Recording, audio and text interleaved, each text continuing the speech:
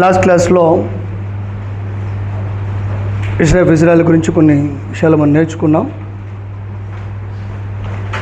మరికొన్ని విషయాలు రోజున మనం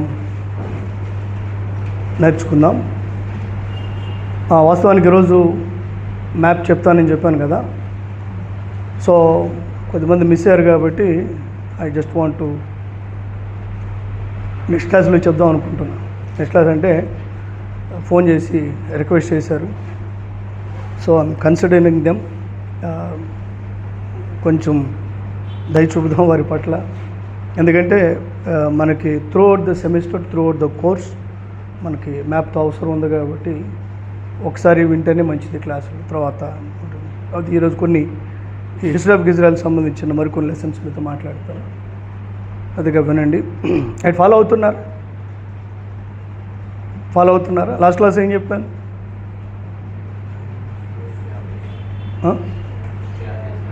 అదే ఇజ్రాయెల్లో ఏం టాపిక్ చెప్పాను లాస్ట్? టెర్మినాలజీ. ఎప్పుడెప్పుడు హిబ్రూస్ అన్నారు, ఎప్పుడెప్పుడు ఇశ్రాయేలీలని పిలిచారు, ఎప్పుడెప్పుడు యూదులని పిలిచారు అనే దాని గురించి మనం మాట్లాడుకున్నాం. మరికొన్ని విషయాలు మీతో మాట్లాడతాను. సరే, ఒక క్లాసు నువ్వేనా పెట్టింది? సో యూదా కుటుంబాలు. సింపుల్ విషయం ఏంటంటే, యూదా అనేది ఒక ప్రాంతాన్ని సూచిస్తూ చెప్పిన మరి చెప్తాను నేను. విషయం ఏంటంటే, లాస్ట్ క్లాస్లో చెప్పినట్లుగా లేవీలు అన్ని చోట్ల 40 సౌత్లో ఉన్నారు, నార్త్లో ఉన్నారు, హోల్ కంట్రీలో 48 సిటీస్లో వాళ్ళు స్ప్రెడ్ అయి ఉన్నారు. ఎవరు? సో యూజువల్గా యూదా, ఇంగ్లీష్లో పెట్టిన ఇంగ్లీష్ పైన ఫ్యామిలీ అని ఉంటుంది, యూదా కుటుంబాలు అని ఉంటుంది.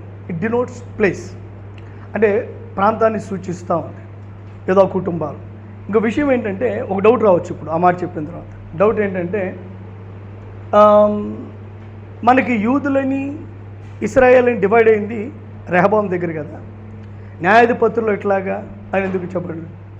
మ్యాటర్ ఏంటంటే, వీళ్ళు ఇశ్రాయేల్ ప్రజలు కానాను అంటే అరణ్యయాత్ర చేసి కానాన్లో స్థాపించబడిన నాటి నుండి కూడా ఈ ప్రాంతాలు అలా పిలువబడడం చాలా సహజమైపోయింది. ఇంకోటి చెప్తాను విషయం. మ్యాటర్ ఏంటంటే, ఫస్ట్ శామ్యూయల్ కొన్ని చూపిస్తాను. ఇప్పుడు ఉదాహరణకి మన ఆంధ్రప్రదేశే బెస్ట్ ఎగ్జాంపుల్. ఇప్పుడు తెలంగాణ రాష్ట్రం ఉంది, ఆంధ్రప్రదేశ్ ఉంది. ఇవి విడిపోక మునిపే ఆ ప్రాంతాన్ని అంతే పిలిచేవాళ్ళు. తెలంగాణ, రాయలసీమ, ఆంధ్రప్రదేశ్. కాకపోతే స్టేట్ మొత్తం ఒకటే. విషయం ఏదంటే, రెహబాము కాలంలో ఆ ప్రాంతం అలాగా విడిపోయినప్పటికీ ఈ ప్రాంతాలు అప్పటికే ఆ విధంగా పిలువబడి ఉండేవి అనడానికి మన బైబిల్లో 100 కొద్ది ఉదాహరణలు ఉన్నాయి. ఒకటి మాత్రం చూపించి ముందుకెళ్తాం. ఓకే, ఒకసారి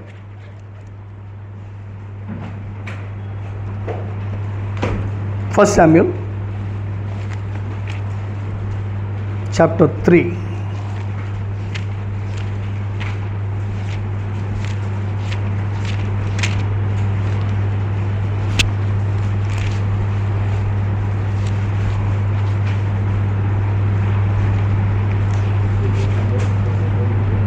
మొదటి సమూయేలు 3వ అధ్యాయము. క్షమించండి, సెకండ్ శామ్యూయల్, సారీ, మేడ్ ఏ మిస్టేక్. Second Samuel chapter 3.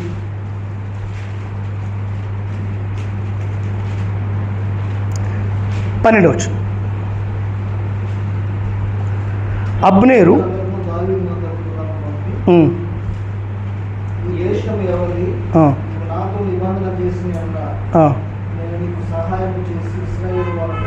ఇశ్రాయేలు వారందరినీ నీ తట్టు వర్తమానము.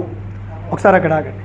అబ్నేర్ అంటున్నాడు, వాస్తవానికి అబ్నేరుకి సౌలు కొడుక్కి గొడవైంది, తెలుసు కదా, సౌలు కొడుక్కి గొడవైంది. అందుకే వెంటనే ప్లేట్ మార్చేశాడు. ఎవరు? అబ్నేర్. అప్పుడు దావీదు దగ్గర దూతలు పంపన్నాడు, ఇశ్రాయేలు వారందరినీ పంపిస్తాను. ఇది ఎప్పుడు దేశం ఇంకా విడిపోలో ఉమ్మడి రాజ్యమే, కానీ అప్పటికే ఆ ప్రాంతాల వారీగా అట్లా పిలువబడుతుంది. ఏది ఈ ప్రాంతం, ఇంకా కొన్ని ఉన్నాయి. గిలాదు ప్రాంతం అని యోర్దాను నది అవతల, షెఫెలా ప్రదేశం అని మధ్యధరా సముద్రానికి కొంచెం దగ్గరలో ఉన్న ప్రాంతం, సంసోను ఉండే ప్రాంతం షెఫెలా ప్రాంతం. ఇలాగ ప్రాంతాల వారికి విడిపోయి అబ్నేరుని ఇశ్రాయేలు వారిని. అంటే విషయం ఏంటంటే అప్పటికి దావీదు కేవలం యోధా ప్రాంతానికే రాజు, యోధా ప్రాంతానికే రాజు. ఎన్నాడు ఈ ఇశ్రాయేలు వారిని కూడా నీ పక్షంగా తిప్పేస్తాను అంటున్నాడు. ఎవరు అంటే ఈ ఉదాహరణ ఎందుకు చూపించానంటే అప్పటికే ప్రాంతాల వారీగా గుర్తించబడి పిలువబడుతూ ఉంది. అంటే అప్పుడు సపరేట్ రాజ్యంగా గుర్తించబడలేదు, కానీ పలానా ప్రాంతము అని చెప్పడానికి. Okay right. సో అదే 5వ అధ్యాయం ఒకసారి అండి.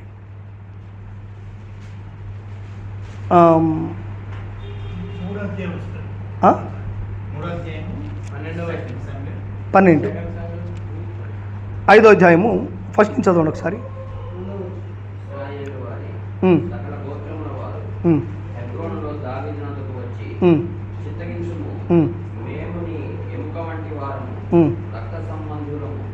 పూర్వకాలమున సౌలు మా మీద రాజై ఉండగా నీవు ఇశ్రాయేలీయులను నడిపించువాడవై ఉంటివి. అయితే ఇప్పుడు నీవు ఇశ్రాయేలీయులను బట్టి నా జనులను పాలించి వారి మీద అధిపతివై ఉండు అని యెహోవా నిన్ను గురించి సెలవిచ్చి ఉన్నాడని చెప్పి. ఒకసారి 3వ వచనం చదవండి. మరియు ఇశ్రాయేలు వారి పెద్దలందరూ హెబ్రోనులో రాజునంతకు రాగా రాజైన దావీదు హెబ్రోనులో యెహోవా సన్నిధిని వారితో నిబంధన చేశాడు. సో ఇప్పుడు ఇశ్రాయేలు వారంటే పైనున్న 10 గోత్రాల వారి సంగతి చెప్తున్నాడు. ఎవరు ఈ రాసిన గ్రంథకర్త. ఇంకో మాట కూడా చూద్దాం. 4వ వచనం చూడండి. దావీదు 30 ఏళ్ల వాడై ఏలన ఆరంభించి 40 సంవత్సరములు పరిపాలన చేశాడు. హెబ్రోనులో అతడు యూదావారందరి మీద 7 సంవత్సరములు. హెబ్రోన్లో యోధావారి మీద అంటే అప్పటికే ఆ హెబ్రోన్ ప్రాంతం యోధావార్ అన్నట్టు, దక్షిణ ప్రాంతం యోధావార్ అన్నట్లుగా. అంటే విడగొట్టబడి అంటే కనుక పొలిటికల్గా ఏం విడిపోలే, ఒక గుర్తింపు కోసం అది యోధా ప్రాంతము. అంటే ఆయా సందర్భాల్లో ఏం వాడవచ్చు అంటే కనుక మేము ఆ కుటుంబాలు యోధా కుటుంబాలు అని చెప్పే అవకాశం ఉంది. గోత్రము అంటే గోత్రం వేరు, కుటుంబాలు వంశావళులు. సో అంటే ఇప్పుడు అంటే బ్రదర్ అడిగిన డౌట్ ఏంటంటే 17 న్యాయాధిపతుల్లో యోధా వంశాలు లేవి గోత్రికుడు ఏంటను. యోధా వంశం ఏంటి, లేవి గోత్రం ఏంటంటే ఆ ప్రాంతానికి చెందినవాడు లేవీడు అక్కడ ఉన్నాడు అని అర్థం. క్లియర్? ఇంకేమైనా డౌట్ ఉందా జాషువా? అంతేగా రైట్. సో అంటే ఇప్పుడు మొదటి సమయంలో కూడా ఎఫ్రాయిముడైన సూపునకు పుట్టిన సమూయేలు గురించి ఒకటి. మరి సమూయేలు ఎఫ్రాయిము ఏ సమూయేలు?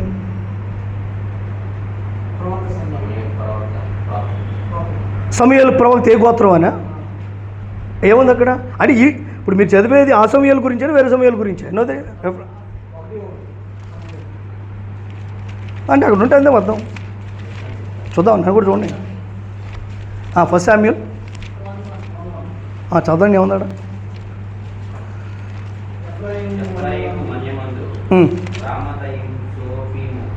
పట్టణపు వాడు ఒకడుండేను, అతని పేరు ఎల్కానా. అతడు ఎఫ్రాయిమీయుడైన సూపునకు పుట్టిన సూపా కుమారుడైన ఏలీహునకు జననం. నూపాది సూపేనా? నాకు కలవడు కాలేము ఏదో ఒకటి లేక సూపు. Right right. సో ప్రాంతము ఎఫ్రాయిం మన్యమే, ఎఫ్రాయిమీయుడు అన్నాడు కాబట్టి ఇంకేం అందులో అనుమానం.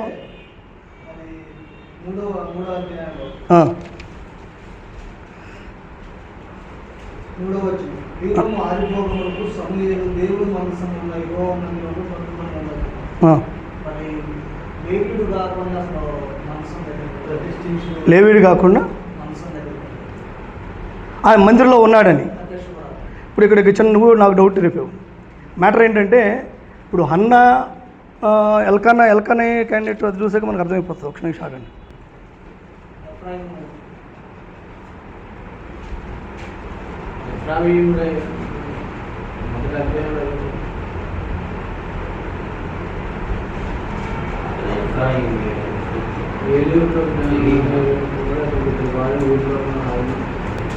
సో లేవీడు కాదా యాజకుడు ఎట్లా అయ్యాడనా? ప్రత్యక్ష గుడారంలోనికి ఇప్పుడు ఇది న్యాయాల పద్ధతుల్లో చివరి కాలం కాబట్టి అప్పటికైనా లేవీడే ఉండాలి, ఖచ్చితంగా పరిచర్యలో లేవీడే ఉండాలి, నో డౌట్. అందులో మందసం దగ్గరికి వెళ్ళి చనిపోవడం, ముట్టుకుని చనిపోతారు. అంటే అంటే ఇక్కడ విధులు అంటే యాజక ధర్మాలు నిర్వర్తించడానికి ఖచ్చితంగా లేవీడే ఉండాలి, వేరే ఆప్షన్ లేదు. ఎందుకంటే యెరోబాము దేవుడు తోసేసింది ఎక్కడ నాన్ లివైట్స్ని పెట్టుకున్నాడు కాబట్టి లెవిటికల్ డ్యూటీస్లో. సో ఖచ్చితంగా డ్యూటీస్ చేయాలంటే ఇదే ఉండాలి.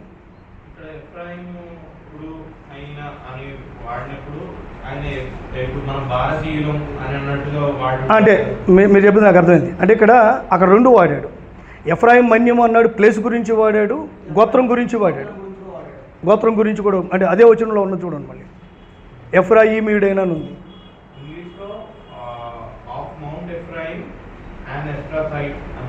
అంతేగా మరి మీరు తెలుగులో కూడా అంతే ఉంది, సేమ్ అంతే మీరు చెప్పింది కూడా అంతే.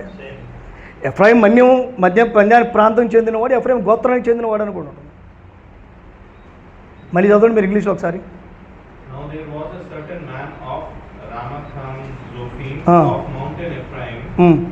And his name was Elkanah, the son of Jeroham, the son of Elihu, the son of Tohu, the son of Zuf, and Ephrathite.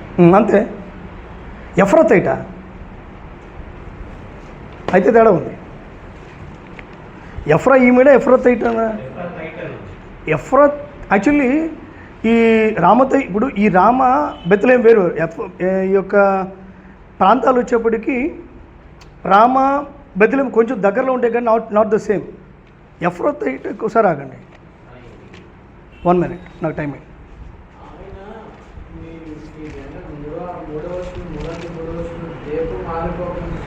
దేవుడి మందస్సులో యెహోవా మందిరంలో పడుకొని ఉండమని మందస్సు దగ్గర పడుకున్నట్టు దేవుడి మనసు దగ్గరికి లేవీడు తప్ప వేరే వాళ్ళు ఎవరో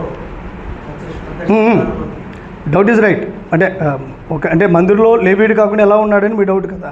లేవీడా కాదా సమయాలని తేలుద్దాం, అంతేనా? తేలుద్దాం, ఏముంది, బైబిల్ మన దగ్గర ఉందిగా.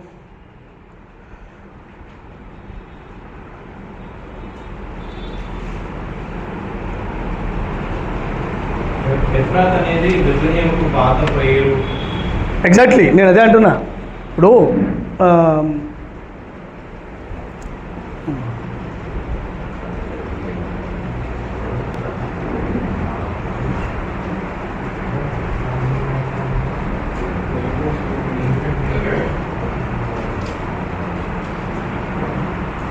ఎట్లా కూడా అంటే సమయం 2వ అధ్యాయం 30వ వచనంలోని ప్రతికూలమైంది కాబట్టి అది ఒకటి ఇక్కడ ఒక ఎక్స్ప్లెనేషన్ ఉంది, చదువుతాను వినండి. అదే రామాపట్నం గురించి ఏమంటాడంటే చెప్పబడిన ఎల్కానాయే అయి ఉండవచ్చు, అలాగైతే ఇతడు లేవి వంశీకుడు, అయితే ఎఫ్రాయిము వాడు అనడంలో అర్థం ఇది, ఎఫ్రాయిము వారి వారసత్వమైన ప్రాంతంలో లేవి వారికి ఇవ్వబడిన ఒక పట్టణానికి చెందినవాడు. సో ఇక్కడ ఏమంటాడంటే ఈ కామెంటేటరు ఎఫ్రాయిము వారికి ఇవ్వబడిన ప్రాంతంలో ఉన్న లేవీలకు పుట్టినవాడు అంటాడు. So Samuel is Levite. Okay, ఇప్పుడు ఎఫ్రాత్ అనే మాట మనకి మంచి ఆధారం ఇస్తుంది, అందుకని 2 నిమిషాలు అడిగింది ఎఫ్రాతానా అని. ఇక్కడ ఎఫ్రాయిం తెలుగులో ఎఫ్రాయిం ఏంటంటే మనం ఇప్పుడు నేను కూడా కన్ఫ్యూజ్ అయ్యా ఆటోమేటిక్గా. ఒకసారి మళ్ళీ డీప్గా ఒకసారి స్టడీ చేస్తాను, ఐ టెల్ యూ మళ్ళీ ఒకసారి. Anyway thank you for that, మంచి డౌట్. ఎక్కడున్నాం మనం, ఏం మొదలు పెట్టలేదు అసలు. ఫైన్, అదే సబ్జెక్ట్లో టాపిక్ ఏదండి నోటీస్. Right, fine. సో ఈరోజు నేను ఏం చేస్తానంటే కొన్ని జియోగ్రఫికల్ టాపిక్స్ చెప్తాను, హిస్టరీ ఆఫ్ ఇజ్రాయెల్కి రిలేటెడ్గా ఉన్న కొన్ని టాపిక్స్ చెప్తాను, జాగ్రత్తగా వినండి. కొన్ని ప్రాంతాల గురించి, కొన్ని డిస్టెన్స్ గురించి మీతో మాట్లాడతాను. నెక్స్ట్ మీకు మ్యాప్ చెప్పేటప్పుడు అవి కూడా మీకు ప్రయోజనకరంగా ఉంటాయి. సో ఇంకొక చిన్న విషయం చెప్తాను, జాగ్రత్తగా వినండి. సో ఇశ్రాయేలు యొక్క జాతి ఉత్పత్తి మనకి ఆదికాండము 11వ అధ్యాయంలో దొరుకుతుంది. సో 11వ అధ్యాయము చివర ఇశ్రాయేలు యొక్క జాతి ఉత్పత్తి గురించి మాట్లాడతాడు, లైక్ హెడ్డింగ్ లాగా మాట్లాడతాడు. 12వ అధ్యాయం నుండి కూడా ఆదికాండం వివరణ ఇచ్చుకుంటూ వచ్చాడు. మీ ఫస్ట్ క్లాస్లో ఈ విషయాన్ని మీతో మాట్లాడాను. ఏమనంటే పాత నిబంధన గ్రంథం అంతా కూడా క్రీస్తు ప్రభువారు లోకానికి రావడానికి వేసుకున్న ప్రణాళికను ఎలా ఎగ్జిక్యూట్ చేశాడో మనకి పాత నిబంధనలో మనకు అర్థమవుతుంటుంది. పాత నిబంధనలో సో ఆయన భూమి మీదకి రావడానికి ఏమేమి చేశాడో అవంతా పాత నిబంధనలో పొందుపరిచాడు ప్రభు. ఆయన రాక గురించిన ప్రణాళిక. సో అల్టిమేట్గా విషయం ఏంటంటే కనుక 3వ అధ్యాయము 15వ వచనము ఆదికాండం యొక్క ఎగ్జిక్యూషను మిగతా ఓల్డ్ టెస్టమెంట్ అంట. అంటే ఇక్కడ దేవుని యొక్క ప్రణాళిక కనబడుతుంది. ఏంటా ప్రణాళిక? పాపము జరిగింది కాబట్టి దాని పరిష్కారము కొరకై మానవుడిగా స్త్రీ సంతానంగా భూమి మీదకి రాబోతున్నాడు ప్రభు అనేది ఈ ప్రణాళిక. ఎలా వచ్చాడు అనేది మనకి మిగతా పాత నిబంధన గ్రంథం అంట. అంటే విశేషం ఏదంటే మిగతా 39 అధ్యాయాలు కలిగే పాత నిబంధన అంతా కూడా ఇదిగో దీని నెరవేర్పు, లేదంటే కనుక ఈ ప్లాన్ ఎలా ఎగ్జిక్యూట్ చేశాడు అనేది మనకి మిగతా పుస్తకాలన్నీ కూడా మనతో మాట్లాడుతున్నాయి. మిగతా పుస్తకాలన్నీ కూడా దీని వివరణ గురించి మనతో మాట్లాడుతున్నాయి. రైట్. సో ఆదికాండం అందువల్ల ఆయన భూమి మీదకి ఎలా వచ్చాడో అందుకొరకు ఏమేం చేశాడో ఈ గ్రంథంలో వివరించుకుంటూ వచ్చాడు. కాబట్టి ఇప్పుడు దేవుడు ఏం చేశాడంటే ఆదామును పరిచయం చేసే వరకు కూడా దేవుడు అంత స్పీడ్గా టైటిల్స్ మాత్రమే చెప్పుకుంటూ వచ్చేసి అబ్రహాము నుంచి కూడా ఇక మాట్లాడుకుంటూ వచ్చాడు. అందువల్ల ఇప్పుడు దేవుని యొక్క ప్రణాళికలో భాగంగా పంచకాండాలకి ఇలా మాట్లాడతారు. ఏమంటే కనుక మరి దేవుడు ఆయన భూమి మీదకి రావడానికి ఆదికాండంలో ఒక జాతిని ఎంపిక చేసుకున్నాడు, నిర్గమాకాండంలో ఆ జాతిని విమోచించాడు, లేవ్యకాండంలో ఆ జాతిని ప్రక్షాళన చేశాడు,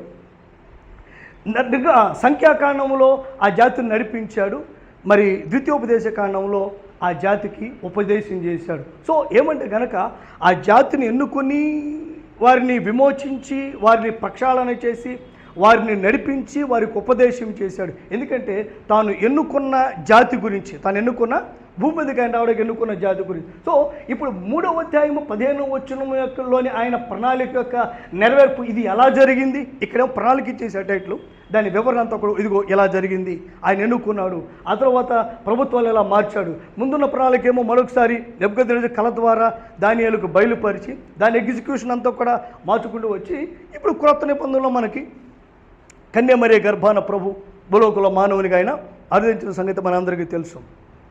సో ఇశ్రాయేలు జాతి యొక్క ఉత్పత్తి మనకి ఆదికాండం 11వ అధ్యాయంలో కనబడుతుంది. ఆదికాండం 11వ అధ్యాయంలో మనకి కనబడుతుంది. ఆ తర్వాత దేవుడు అబ్రహామును ఎన్నుకున్నాడు. అబ్రహాముకు 15వ అధ్యాయంలో ఒక వాగ్దానం చేశాడు. ఒకసారి 15 చాప్టర్ తీయండి. ఆదికాండం 15వ అధ్యాయం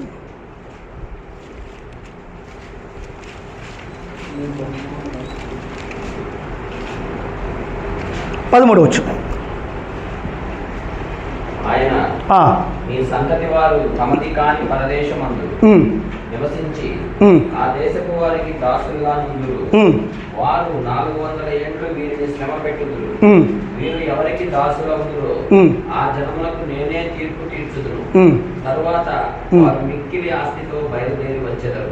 రైట్, చాలు. ఇప్పుడు అబ్రహాం తర్వాత వచ్చిన ఉందా చదువున్నది కూడా నీవు క్షేమముగా అంతే, చాలు, పితరుల యొద్దకు పోయేది. అంతవరకు 14 సో దేవుడు అబ్రహాముకి ఇక్కడ వాగ్దానం చేశాడు. ఏమన్నాడంటే నీ దేశం వారు నీది కాని దేశం మందు 400 సంవత్సరాలు అంటారు. ఆ దేశం వారు వీళ్ళు బాధపడతారు. ఆ తర్వాత ఆ జనములకు నేనే తీర్పు తీర్చుదును. తర్వాత వారు మిక్కిలి ఆస్తితో బయలుదేరి వచ్చేదరు. సో ఇప్పుడు ఇశ్రాయేలు ప్రజలని ఐగుప్తు తీసుకువెళ్ళడానికి గల దేవుని ఉద్దేశం ఏంటిది? అక్కడ ఉంది, కొత్తగా చూడవసరం. ఓకే, ఇక్కడున్న విషయాలు.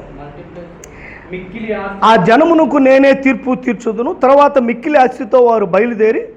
అది ఈ 2 కాన్సెప్ట్స్ ఎందుకు తీసుకెళ్ళాడంటే ప్రభు ఇశ్రాయేలు ప్రజలు ద్వారా వాళ్ళకి తీర్పు తీర్చడానికి, ఎవరు తీర్పు తీర్చడానికి? అమోరీయులకు లేదంటే ఆ దేశ ప్రజలు కనానీయులకు తీర్పు తీర్చడానికి ప్రభు తీసుకువెళ్ళాడు. అక్కడి నుండి మిక్కిలి ఆస్తితో బయలుదేరి తీసుకురావడానికి దేవుడు. సో రెండు కూడా మంచి ఉద్దేశాలే, రెండు కూడా మంచి ఉద్దేశాలు. ఇక్కడ విషయం ఏదంటే కనుక చాలామంది యాదికాండం 15వ అధ్యాయము 13, 14 వచనాలు శాపం అనుకుంటారు. కొద్దిమంది ఇలా ప్రసంగం చేస్తారు, అబ్రహాము నిద్రపోయాడు కాబట్టి వీళ్ళని ఎక్కడ పంపించాడు అంటే విశ్వాసాలు నిద్రపోవడానికి ఈ బైబిల్ మార్చేస్తారు. ఏ బైబిల్ మార్చేస్తారు? వాళ్ళు నిద్రపోతూ ఉంటారు. బోయజ్ గారు ఎవరు? చర్చిలో ఎంకాయమ్మ నిద్రపోతూ ఉంటుంది. ఇప్పుడు ఎంకాయమ్మ లేకపోతే దీన్ని మార్చేస్తారు. దేన్ని? అంటే అబ్రహాం ఆ రోజు నిద్రపోయాడు కాబట్టి 400 సంవత్సరాలు. వాస్తవానికి విశేషం ఏదంటే కనుక ఇది శాపము కాదు, ఆశీర్వాదమే. ఎందుకంటే కనుక వాళ్ళకి తీర్పు తీర్చడానికి వీరి ద్వారా వీరిని తీసుకువెళ్ళాడు. వారిని మిక్కిలి ఆస్తితో తిరిగి తీసుకురావడానికి. విశేషం ఏంటంటే కనుక ఒకరికి వీళ్ళు శ్రమ పెట్టడం ఏంటంటే కనుక దేవుని మార్గాలు అలాగే ఉంటాయి. మనకు తెలీదు, దేవుని మార్గాలు కూడా అలాగే ఉంటాయి. ఎలా ఉంటాయి? గొద్దపడతారు, గోతులో త్రోయపడతారు, పడతారు. ఇక రెచ్చిపోవడమే మనకు పాస్టర్లకు కదా. తర్వాత ఏం జరుగుద్ది? జైల్లో పెట్టబడతాం, నింద మోపబడతాం, కళలు వస్తాయి, అక్కడ కూడా దూషించబడతాం. ఆ తర్వాత సింహాసనం ఎక్కుతాం. ఆ తర్వాత కొన్నిసార్లు దేవుని మార్గాలు అలాగే ఉంటాయి, కొన్నిసార్లు దేవుని మార్గాలు అలాగే ఉంటాయి. సో విశేషం ఏంటంటే కనుక వెళ్ళాడు. వాస్తవానికి వీళ్ళు దాచిపెడదు. మొత్తానికి వాళ్ళు ఏమేమి సంపాదించారో మొత్తం తీసుకొచ్చారు. ఎవరు? గోల్డెన్ టెంపుల్ కట్టేసే వాళ్ళ దగ్గర బంగారంతో చెవుపోగులు ఇస్తేనే పెద్ద దూడ తయారైంది. ఎంత బంగారం ఉందో వాళ్ళ దగ్గర. ఎవరి దగ్గర? ఇజ్రాయెల్ దగ్గర. సో బెస్ట్ గోల్డ్ అంతా ఒక రకంగా వీళ్ళు దాచిపెట్టుకుంటే వాళ్ళ సొమ్మే అదంతా కూడా మొత్తం తీసుకొచ్చి వాళ్ళ చేతిలో పెట్టాడు దేవుడు. ఎవరి చేతిలో? ఇవాళ ఏదో బాధపడమాకండి, మనదంతా ఉంది. వాళ్ళు దాచిపెడుతున్నారు. ఒకరోజు తీసుకొచ్చి చేతిలో పెడతారు. మనం చివరిదాకా ఆగట్లా. ఇప్పుడే కావాలన్నాం, చైన్ బిజినెస్లో ఏలు పెడుతున్నాం, వాళ్ళు అరెస్ట్ చేసేదాకా వచ్చేస్తున్నాం. మనం ఎక్కడ గిమ్ము ఇవన్నీ అదే కదండి. ఆయన ఇచ్చేదాకా ఆగట్లా. దేవుడేం దాచిపెడుతున్నాడు, ఓ రోజు ఇద్దాం ట్రై చేస్తున్నాడు. ఎప్పుడు? 400 ఏళ్ళ తర్వాత మనకే వస్తుంది. 400 ఏళ్ళ తర్వాత మనకు వస్తుంది. మనం ఆగట్లా.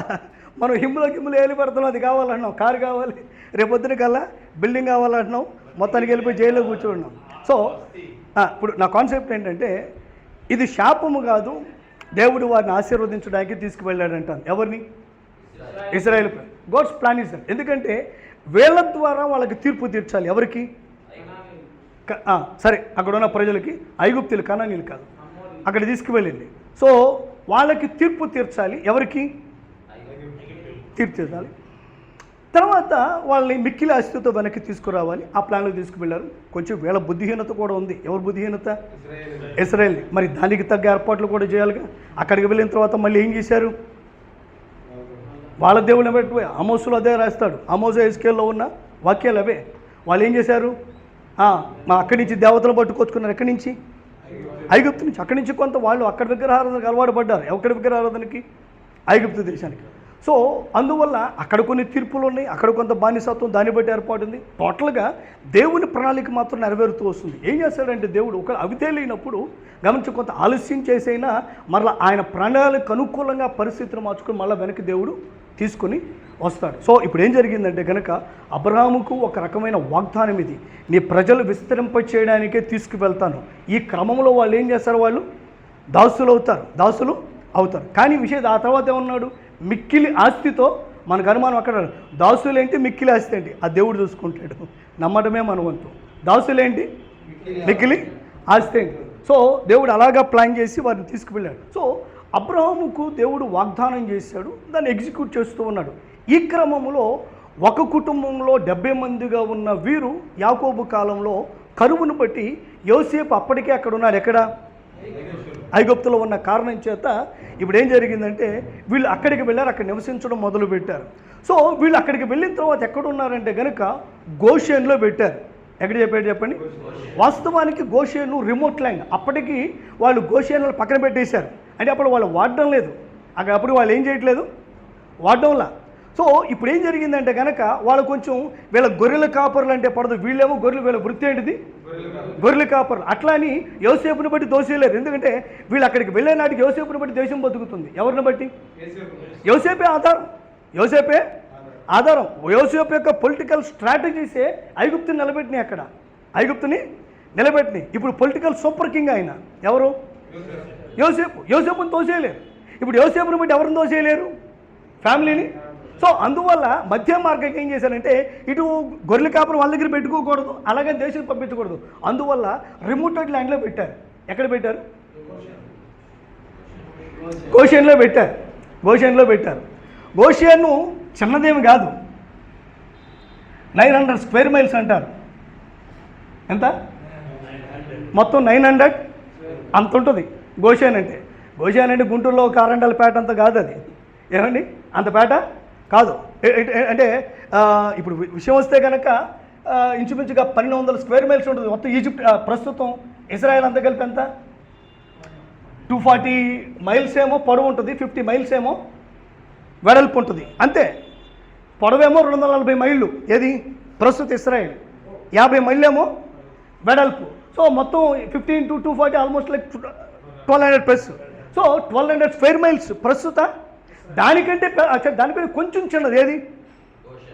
గోషెన్. సో గోషెన్ ప్రాంతం ఆల్మోస్ట్ లైక్ 900 స్క్వేర్ మైల్స్ ఉంటుంది. ఏది? గోషెన్. తీసుకెళ్ళి అక్కడ పెట్టారు. ఎవరిని? గోషెన్ని. మ్యాటర్ ఏంటంటే కనుక కొన్ని సంవత్సరాల తర్వాత చూస్తే అసలు ఈజిప్ట్లో ఏం లేదు, గోషెన్లో మొత్తం కనపడుతుంది. గోషెన్లో కోకాపేటలాగా అయిపోయింది. ఏమైంది? కోకాపేటలా అప్పుడు ఏమీ లేదు.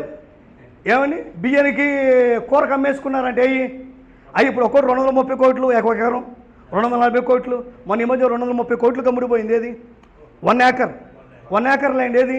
కోకాపేటలో. అసలు ఏమీ లేని ల్యాండ్ ఒక్కొక్క ఎకరం 230. ఇప్పుడు మొత్తం ఇది అక్కడ తయారైంది. ఎక్కడ చూసినా అభివృద్ధి అంతా ఎక్కడే కనపడదు, జనాభా ఎక్కడే కనపడుతున్నారు, డెవలప్మెంట్ అంతా ఎక్కడ? గోషెన్లో ఉంది. వీళ్ళు వాస్తవానికి ఎక్స్కమ్యూనిటీ కేసు చేశారు.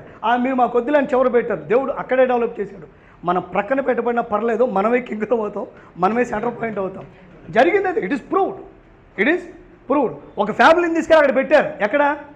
అక్కడ నీళ్ళు సరిగ్గా ఉండవు, ఏం సరిగ్గా ఉండవు. కాకపోతే నైలేది కొద్దిగా ఏదో ఆ వనరులు కొద్దిగా ఉన్నాయి కానీ తీసుకెళ్ళి అక్కడ పెట్టారు. మొత్తానికి ఈజిప్ట్ అంతా ఇక్కడ చూడాలి, డెవలప్మెంట్ ఎక్కడ ఉందో ఇక్కడ చూడాలి. ఎక్కడ? మొత్తం ఇక్కడ డెవలప్ అయిపోతుంది. వాళ్ళు కదా షార్ప్ పీపుల్. ఎవరు? ఇజ్రాయెల్ ప్రజలు. వాళ్ళు షార్ప్ పీపుల్. సో అన్ని వనరులు ఇక్కడ వీళ్ళు సమకూర్చుకుని బిల్డింగ్లు ఎక్కడ కడుతున్నారు. ఎక్కడ? వాళ్ళు చూసి వీళ్ళు కాపీ కొట్టాల్సి వస్తుంది. ఎవరు? సో అల్టిమేట్గా వాళ్ళు కుళ్ళు పడ్డారు. అది కూడా మంచిదే. ఎవరు? ఐగుప్తులు కుళ్ళు పడ్డం బట్టి వీళ్ళు ప్రార్థన చేశారు. ఎవరు? ఇశ్రాయేలీలు ప్రార్థన చేశారు. దేవుడు గుర్తొచ్చాడు, ప్రార్థన చేశాడు. దేవుడు మోషేని పంపి తన యొక్క వాగ్దానాన్ని నెరవేర్చాడు. సో మొత్తానికి ఏం జరిగిందంటే కనుక వీళ్ళని గోషెన్లో పెట్టాడు. ఎవరిని? సో ఈ క్రమంలో అక్కడున్న 400 సంవత్సరాలు జరిగిన ఒక సంఘటన మీకు ఈరోజు జ్ఞాపకం చేస్తా. అదేంటంటే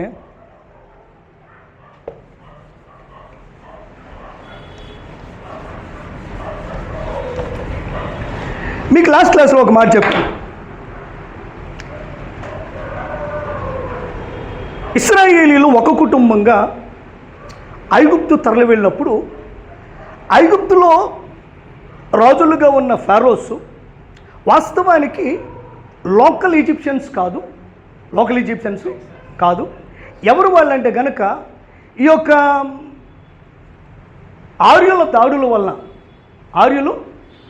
వలన ఇక్సాసులు, సిరియా ప్రాంతంలోని ఆర్యులు ఇక్సాసుల మీద దాడి చేసి ఇక్సాసులు పారిపోయి ఈజిప్ట్ వచ్చారు.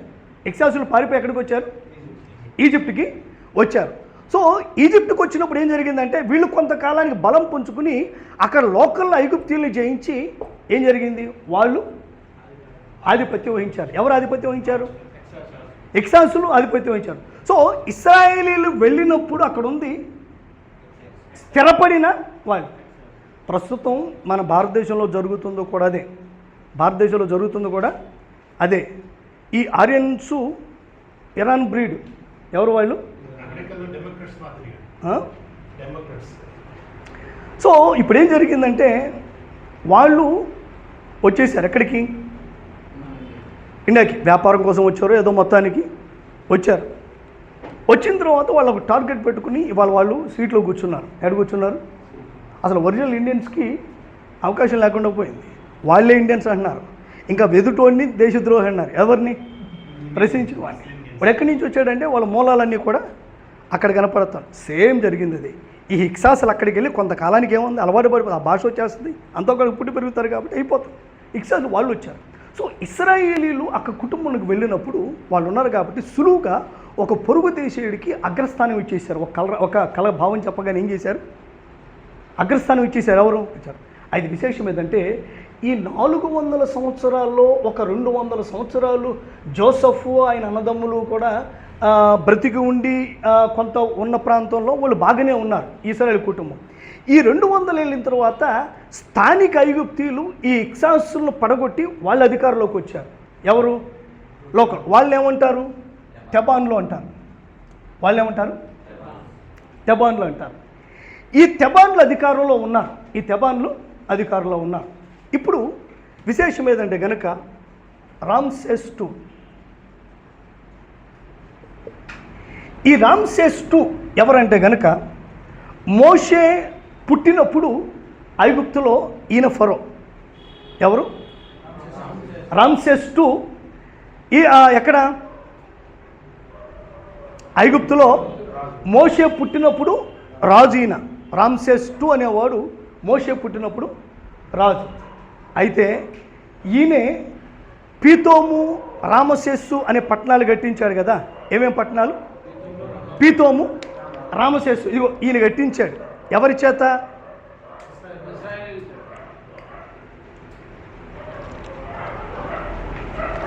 ఇశ్రాయేలు చేత కట్టించాడు.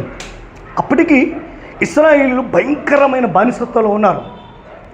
మోషే పుట్టే నాటికే కూడా చాలా భయంకరమైన బానిసత్వంలో ఉన్నారు. సో వీళ్ళంతా కూడా ఒక రకంగా ఇశ్రాయేల్ పట్ల కొరత వహించిన వాళ్ళే.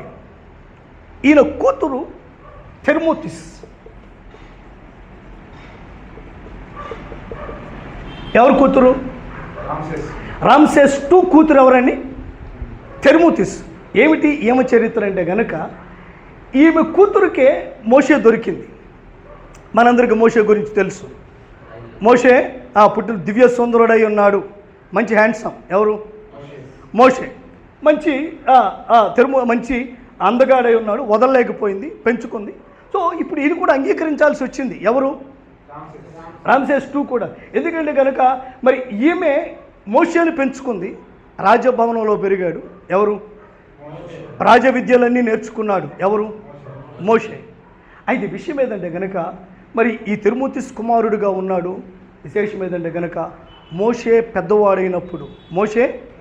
పెద్దవాడైనప్పుడు ఏం జరిగిందంటే కనుక మనందరికీ తెలుసు. గొడవలు దూరాడు. ఎవరు? సో మీకు చెప్పవసరం లేదు ఎవరు ఏ గొడవ గురించి. ఐగుప్తీయుడు ఇశ్రాయేలుడు గొడవ పడుతుంటే మా వాడిని కొడతావేంట్రా అని లేడు. ఎవరు? ఐగుప్తుని కొట్టి చంపాడు. నెక్స్ట్ డే ఈడు గొడవల మారోలాగా ఉన్నాడు. ఎవరు? ఐగుప్తుడు గొడవ పెట్టుకున్నవాడు. ఈడే ఇంకొకటి తగదాడతాడు. మీరిద్దరు గొడవ పడతారేంటి అన్నాడు. నేను చూసే అందరికీ చెప్తాడు. ఎవరు? వీడు. సో ఇది తెలిసిపోయింది అనుకుని రాజుకు తెలిస్తే అందుకు చెప్తాను అన్నాడుగా. ఇటు చెప్పే రకంలాగానే ఉన్నాడు. ఎవరు? హెబ్రీడ్. సో మోషే పారిపోయాడు. మనందరికీ తెలుసు మోషే పారిపోయాడు. సో మోషే పారిపోయి అక్కడ ఆయన పెళ్లి చేసుకుని ఇవన్నీ వదిలేసి సేవ గేవ మొత్తం వదిలేశాడు. ఎక్కడ? నాకెందుకు లేని అక్కడ 2 పిల్లలు పెట్టుకుని అక్కడ ఉన్నాడు. ఎక్కడ? గొర్రెలు కాసుకుంటూ అక్కడ ఉన్నాడు. ఎవరు? మోషే అక్కడ ఉన్నాడు. సో ఉన్న తర్వాత దేవుడు చెప్పాడు వెళ్ళమని. నిన్ను వెదిగోడు చచ్చిపోయి వెళ్ళమంటే విషయం ఏదంటే కనుక ఈయన కొడుకు మెరెన్తా,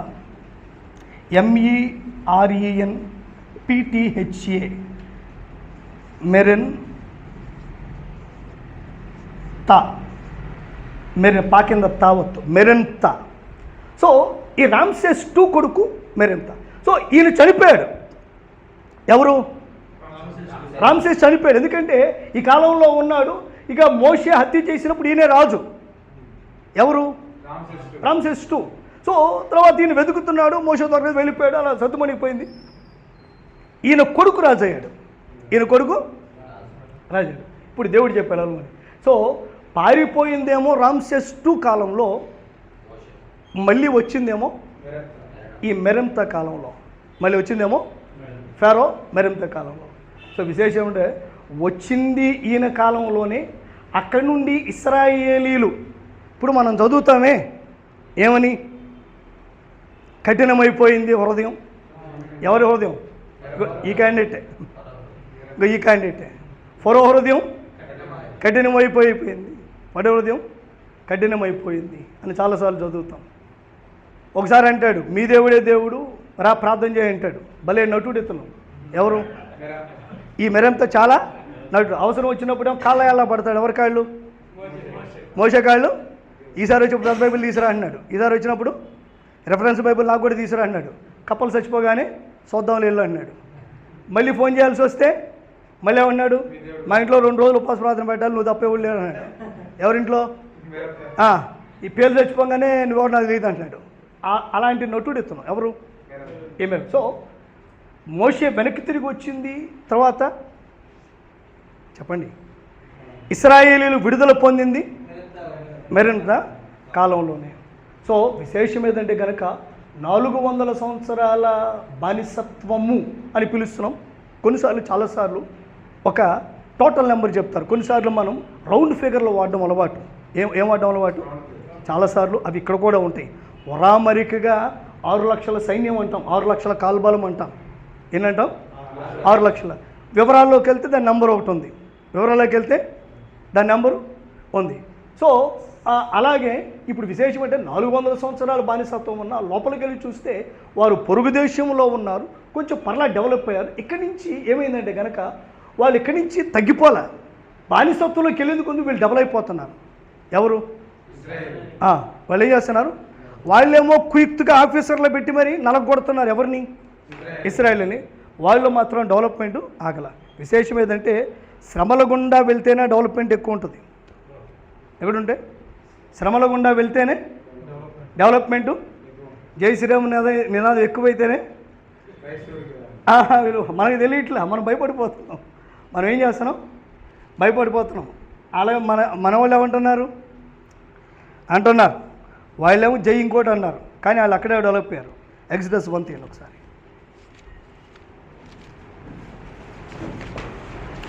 నిర్గమాకాండం 1వ అధ్యాయం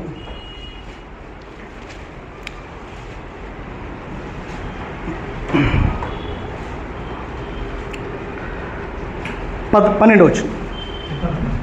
1:12. అయినను ఐగుప్తీయులు వారిని శ్రమ పెట్టిన కొలది వారు విస్తరించి ప్రబలిరి. ఏమంట?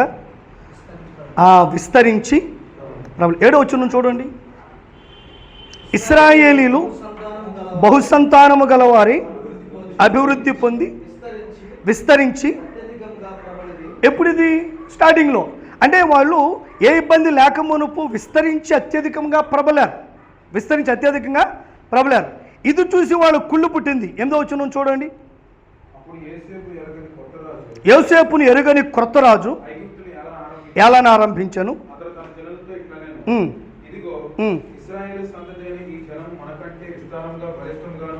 మనకంటే విస్తారముగాను.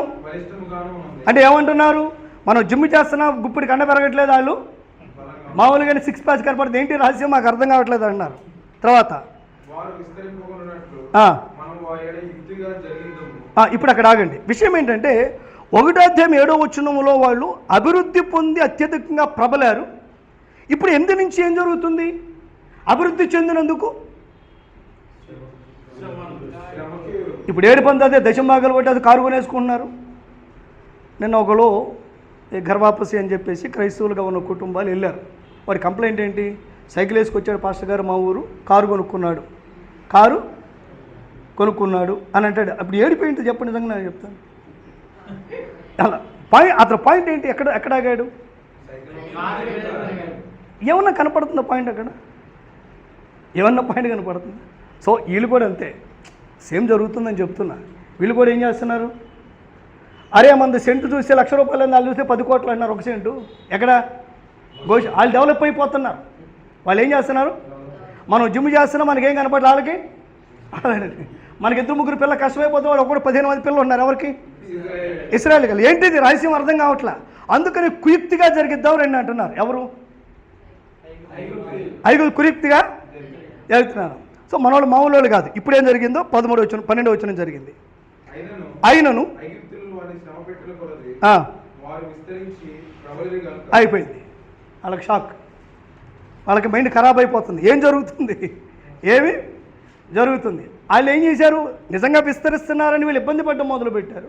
ఇబ్బంది పెట్టిన కొలది వీళ్ళు ఏం చేశారు? సో మన పని మనం చేసుకుంటూ పోతే ఇది అట్లాగే ఉంటుంది. ఇప్పుడు వీళ్ళు ఏం చేస్తున్నారు? పీతోము రామసేస్ కడుతున్నారు. ఎవరు? అప్పటికే పీతోము 11వ వచనం చివరి మాట చూడండి. ఫరో కొరకు ధాన్యాదులు నిలువ చేయి పీతోము రామసేసు పట్టణములను, అంటే అప్పటికే తీవ్రమైన బానిసత్వం ఉంది, కానీ విస్తరించడం అయితే ఆగల. విస్తరించడం అయితే సో దేవుని కృప ఆ శ్రమలో కూడా మనతో ఎలా ఉంటుందో మనం అర్థం చేసుకోవాలి. మనం ఒకవేళ వెళ్ళవచ్చు ఆ మార్గం గుండా. ఏ మార్గం గుండా? పీతోము రామసేసు కట్టినటువంటి బానిసత్వములో గుండా వెళ్ళవచ్చు గాక. కానీ ఏం జరుగుతుంది అక్కడ? వాళ్ళు విస్తరించి ప్రబలేరని రాయబడింది. విస్తరించి ప్రబలేరని రాయబడింది. ఇప్పుడు ఏం చేశాడు ఆయన? పిల్లల్ని చంపేద్దాం అన్నాడు. ఎవరు? చాలా క్రూరుడు. పిల్లల్ని చంపేద్దాం అన్నాడు. ఆయన కొత్త ఐడియా వచ్చింది, పిల్లల్ని చంపేద్దాం అన్నాడు. వీళ్ళు ఎప్పటికే వాళ్ళు పిల్లల్ని కంటున్నారంటే ఎవరు? వాళ్ళు చెప్తున్నారు. విషయం ఏంటంటే కనుక హెబ్రీ స్త్రీలు చురుకైన వారండి, మనం వెళ్ళేదాకా వాళ్ళు ఆగరు, మనం వెళ్ళేదాకా వాళ్ళు ఆగరు అని చెప్పన్నారు. సో అది షిఫ్రా పోయాక వాళ్ళ స్టోరీ అది డిఫరెంట్. సో ఏదేమైనా మొత్తానికి ఏం జరిగిందంటే కనుక ఇశ్రాయేలీలు ఆ శ్రమలో కూడా భయంకరంగా విస్తరించారు. కానీ వాళ్ళు శ్రమ పెట్టడం మాత్రం మానలేదు. శ్రమ పెట్టడం మాత్రం అయినా వీరు విస్తరించడం కూడా ఆగలేదు. కానీ దేవుని కృప అయితే ఉంది. విషయం ఏంటంటే వీళ్ళు తొడి నిలబడ్డారు. వాళ్ళు ఏ కష్టపడ్డారో ఆ ఫలితం అంతా కూడా దేవుడు ఇచ్చి పంపాడు. అదే 15వ అధ్యాయంలో మనం మాట్లాడతాం. నేను వాళ్ళకి తీర్పు తీరుస్తాను, అప్పటిదాకా మీరు ఉంటారు, ఈ లోపు వాళ్ళు ఏదో చేస్తారు, మొత్తాన్ని భరించండి. వచ్చేటప్పుడు మాత్రం ఏం చేస్తారు? మీరు తెచ్చేసుకుంటారు. ఎక్కడ అంటే మనం ఇబ్బంది పడుతున్నా మనకు దాచిపెడుతున్నాడు సునీల్. ఎక్కడ? ఇవాళ లేకపోవచ్చు, ఇవాళ, కానీ మన జీతం అంతా కూడా ఎక్కడుంది? ఒక రోజుకి వస్తుంది. తొందరపడొద్దు. ఇవాళ ఏదో లేదని, వాళ్ళ సంఘం లేదంటే వాళ్ళు ఏదో అని ఎన్నడూ కూడా ఏం చేయవసరం లేదు. మనకి ఎక్కడికి పోదనేది మాత్రం వాస్తవం. ఆఫ్టర్ ఆల్ మనం దేవునికి, ఆయన ఆజ్ఞలకు, ఆయన వాక్కులకు నమ్మకంగా వెళ్తూ ఉండటమే కీలకమైన విషయం. ఇది గ్రహించట్లేదు మనుషులు. తొందరపాటులో రకరకాల తొందరపాటు నిర్ణయాలలో ఫెయిల్ అయిపోతుండే. కానీ యథార్థంగా ఆ శ్రమలోనే, ఇబ్బందిలోనే, మనుషులతో అనిపించుకుంటూనే అలా పోతున్నప్పుడు దానికి సంబంధించిన బహుమానం రాక మానదు, ఖచ్చితంగా వస్తుంది. ఒకరోజు దాన్ని దేవుడు ఇచ్చి పంపుతాడు, దేవుడు దాన్ని. సో అలాగా ఇశ్రాయేలీలు ఉన్నారు. తర్వాత దేవుడు ఎవరిని లేపాడు? మనందరికీ తెలుసు. దేవుడు మోషేను లేపాడు.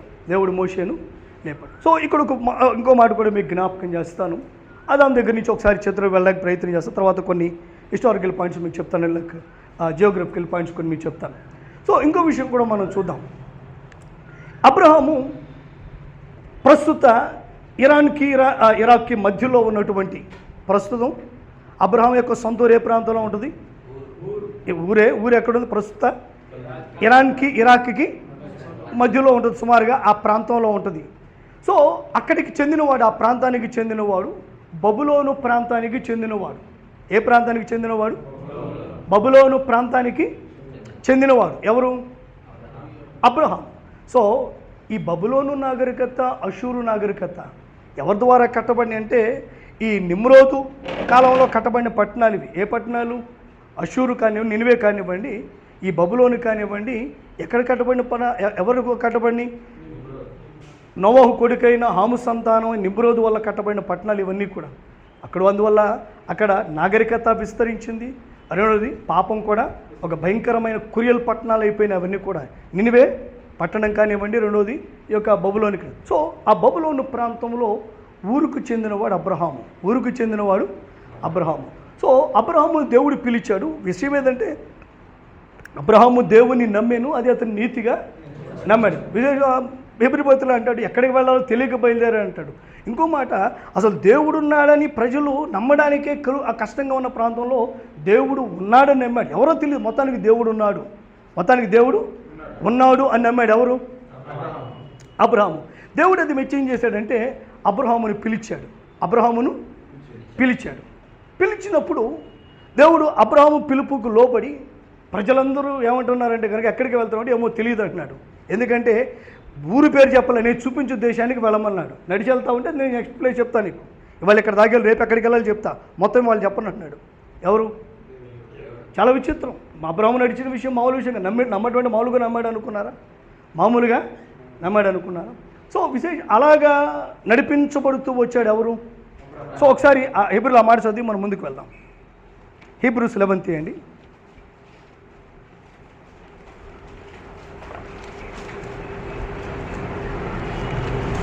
రైట్, చదవండి. హీబ్రూస్ 11 విశ్వాసమన్నది ఫస్ట్ నుంచి కాదు, 6వ వచనం నుంచి చదవండి. విశ్వాసం లేకుండా దేవునికి ఇష్టం అక్కడే కాదు, 8వ వచనం నుంచి. అబ్రహాము ఇష్టపడినప్పుడు విశ్వాసమును బట్టి ఆ పిలుపునకు లోబడి తాను స్వాస్థ్యముగా పొందిన దేశమునకు బయలువెళ్ళాను. మరియు ఎక్కడికి వెళ్ళవలెనో అది ఎరుగక బయలువెళ్ళాను. అది సంగతి ముందు, అది అబ్రాహాము విశ్వాసంలో కీలకమైంది. ఎక్కడికి వెళ్ళాలో తెలియక ఇప్పుడు సర్దుకుని బయలుదేరిపోయారు వీళ్ళు. ఎవరు? మొత్తాన్ని వాళ్ళు ఏం చేశారు? మోటమ్ములు సర్దుకుని బయలుదేరు. ఎక్కడి నుంచి? ఊరు నుంచి బయలుదేరారు. ఎక్కడికి వెళ్తున్నావు అంటే అడ్రస్ లేదు. చాలా కీలక, అంటే చాలా క్లిష్టమైన పరిస్థితి అది. ఎక్కడికి వెళ్తున్నావు ఏమో తెలియదు. దేవుడు చెప్పాడు. అసలు దేవుడు ఎవరో, ఏ దేవుడు చెప్పి ఎలా చెప్పాడు నీకు? రకరకాల ప్రశ్నలు.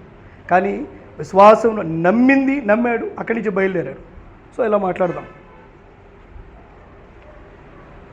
ఇది పెన్నేది.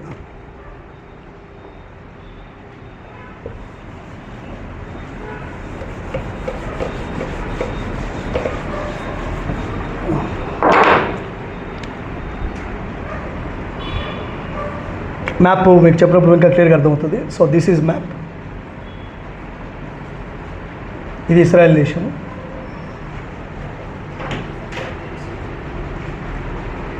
యూఫ్రటీసు, ఇది టైగ్రిస్ నది. ఇది యూఫ్రటీస్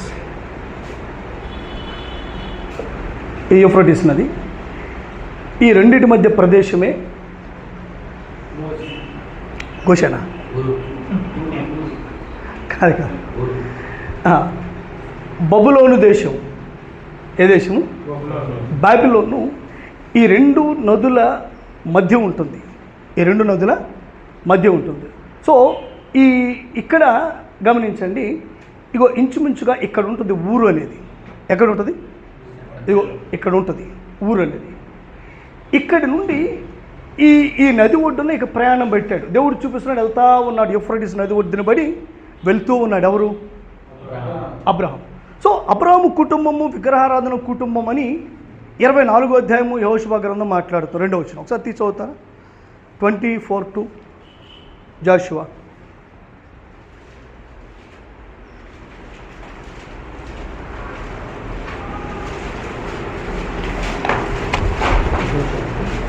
యెహోషువ జనులందరితో ఇట్లనెను, ఇశ్రాయేలు దేవుడైన యెహోవా చెప్పినదేమనగా, ఆదికాలం నుండి మీ పితరులు అనగా అబ్రహామునకును నాహోరుకును తండ్రి అయిన తెరహు కుటుంబీకులు నది యూఫ్రటీసు వద్దన నివసించి ఇతర దేవతలను పూజించిరి. సో నది ఒడ్డు నుంచి అక్కడ ఏం చేశారు?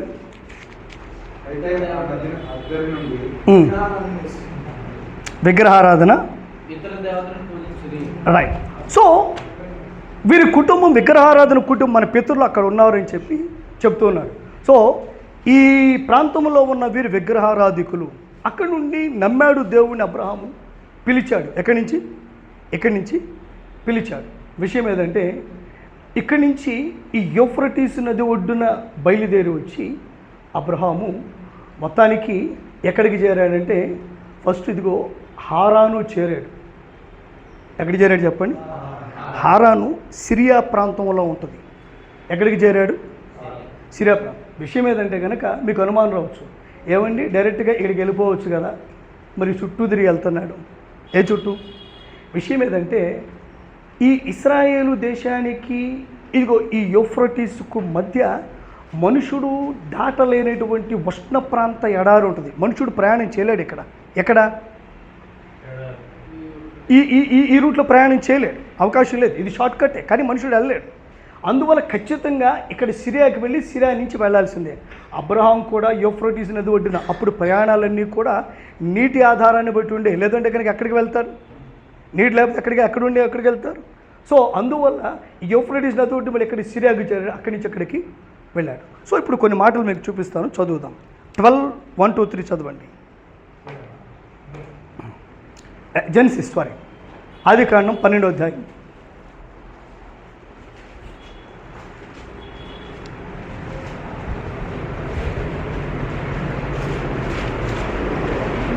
అప్పటి నుంచి ఐగుప్తుకి వచ్చాడు. ఐగుప్తు ఇక్కడ ఉంటుంది. ఎక్కడి నుంచి ఇటు వచ్చారు? 12వ అధ్యాయం 1-3 వచనాలు. యెహోవా నీవు లేచి నీ దేశం నుండి నీ బంధువుల యొద్ద నుండి నీ తండ్రి ఇంటి నుండి బయలుదేరి నేను నీకు చూపించి దేశము వెళ్ళుము. నిన్ను గొప్ప జనముగా చేసి నిన్ను ఆశీర్వదించి నీ నామమును గొప్ప చేయుదును. నీవు ఆశీర్వాదముగా నుండు. నిన్ను ఆశీర్వదించు వారిని ఆశీర్వదించేదను, నిన్ను దూషించు వారిని చెప్పించేదను. భూమి యొక్క సమస్త వంశము నీ యందు ఆశీర్వదించబడునని అబ్రాహాముతో అనగా యెహోవా అతనితో చెప్పిన ప్రకారం అబ్రాహాము వెళ్ళాను. రైట్. సో మొదట అబ్రహాముకి చెప్పేశాడు. ఏది మనం 19వ అధ్యాయంలో 5వ వచనం చదువుకున్నాం కదా, లాస్ట్ చదివాం కదా. ఏమన్నాము? ఇశ్రాయేలు జాతిని ఐగుప్తు నుండి విడుదల చేసి ఎర్ర సముద్రం దాటించి సేనాపర్వతం కూర్చోబెట్టి వాళ్ళతో నిబంధన చేస్తున్నాడు. ఏమన్నాడంటే, నేను మీ దేవుణ్ణి, మీరు నా ప్రజలు, నా మాటలు ఆలకించండి, మనం ఒకరికొకరు, ఎందుకంట మీరు సమస్త లోకమునకు యాజక రూపమైన రాజ్యము అన్నాడు. ఏమన్నాడు? సో మిమ్మల్ని సమస్త దేశాలకు యాజకులుగా, అంటే మీ ద్వారా నన్ను నేను కనపరుచుకుంటాను, ఇది మన నిబంధన అని చెప్పాడు. ఎవరు? దేవుడు. సో అదే మాట యెషయా గ్రంథంలో మనం చదువుతాం. మార్నింగ్ ఫస్ట్ ఇయర్లో చదివించాను అనుకుంటా. 42:6 ఏమంటాడు? ఒకసారి అది చదవండి. 42వ అధ్యాయం యెషయా గ్రంథం 6వ వచనం. గుడ్డి వారికి కన్నులు తెరచుటకును, బాధింపబడిన వారిని చెరసాలలో నుండి వెలుగులోకి తెచ్చుటకును, చీకటిలో నివసించు వారిని బందీ గృహంలో నుండి వెలుగులోకి తెచ్చుటకును యెహోవానగు నేనే నీతి విషయములలో నిన్ను పిలిచి నీ చేయి పట్టుకొని ఉన్నాను. నిన్ను కాపాడి ప్రజల కొరకు నిబంధనగాను అన్యజనులకు వెలుగుగాను సో ఇశ్రాయేలుతో దేవుడు అన్నాడు, నిన్ను నిబంధనగాను అన్యజనులకు వెలుగుగాను. అంటే ఇశ్రాయేలు పట్ల తన ఉద్దేశాన్ని చెప్తాడు.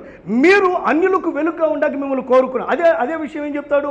19వ అధ్యాయం 5వ వచనంలో, ఇదిగోనయ్యా మిమ్మల్ని కోరుకుంది సర్వలోకానికి యాజకులుగా నేను కోరుకున్నాను, మీరు సర్వలోకాన్ని నా రిప్రజెంటేటివ్స్ అన్నాడు. సో అదే విషయాన్ని 12వ అధ్యాయం అంటాడు. ఏమంటాడు? నీ వలన జనముల ఆశ. ఆ మాట చూడండి 12లో ఏమంటాడు?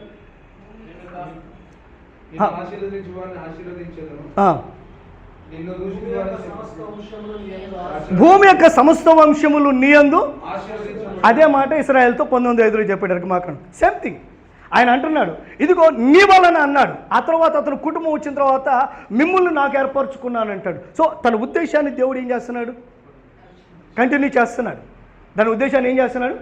కంటిన్యూ చేస్తున్నాడు. మొదట ఆ వ్యక్తి నుంచి ఆ జాతిలో మళ్ళీ ఒక గోత్రంకి వచ్చేసాడు, మళ్ళీ తర్వాత మరి దగ్గరికి వచ్చేసాడు, అక్కడి నుంచి లోకంలోకి వచ్చేసాడు. సో తన ప్లాన్ కరెక్ట్గా ఎగ్జిక్యూట్ చేస్తున్నాడు. సో ఇప్పుడు దేవుడు నీ వలన సంతానములు ఆశీర్వదించబడుతుంది అని చెప్పేసి దేవుడు అబ్రహాముతో నిబంధన చేశాడు. అంటే నిన్ను తీసుకెళ్ళక ఒక పర్పస్ ఉంది, నేను ఒక దాని కొరకు కోరుకున్నాను, నీ ద్వారా ప్రపంచ దేశాలకి అన్నట్లుగా దేవుడు తెలియపరిచి అబ్రహామును కోరుకున్నాడు. ఇప్పుడు 12వ అధ్యాయము 1, 2, 3 వచనాలు దేవుడు అబ్రహాముతో మాట్లాడినటువంటి మాటలు. 4వ వచనం ఒకసారి చదవండి. యెహోవా అతనితో చెప్పిన ప్రకారం అబ్రాహాము వెళ్ళెను, లోతు అతనితో కూడా వెళ్ళెను. అబ్రాహాము హారాను నుండి బయలుదేరినప్పుడు 75 ఏండ్ల ఈడు గలవాడు. అక్కడ ఆగండి. ఎక్కడి నుంచి బయలుదేరినప్పుడు మొదటి 3 వచనాలు ఎవరు మాట్లాడారు? సో అప్పుడు అబ్రహాం ఏం చేశాడు? 4వ వచనంలో బయలుదేరి వెళ్ళాడు. ఎక్కడి నుంచి బయలుదేరి వెళ్ళాడంట?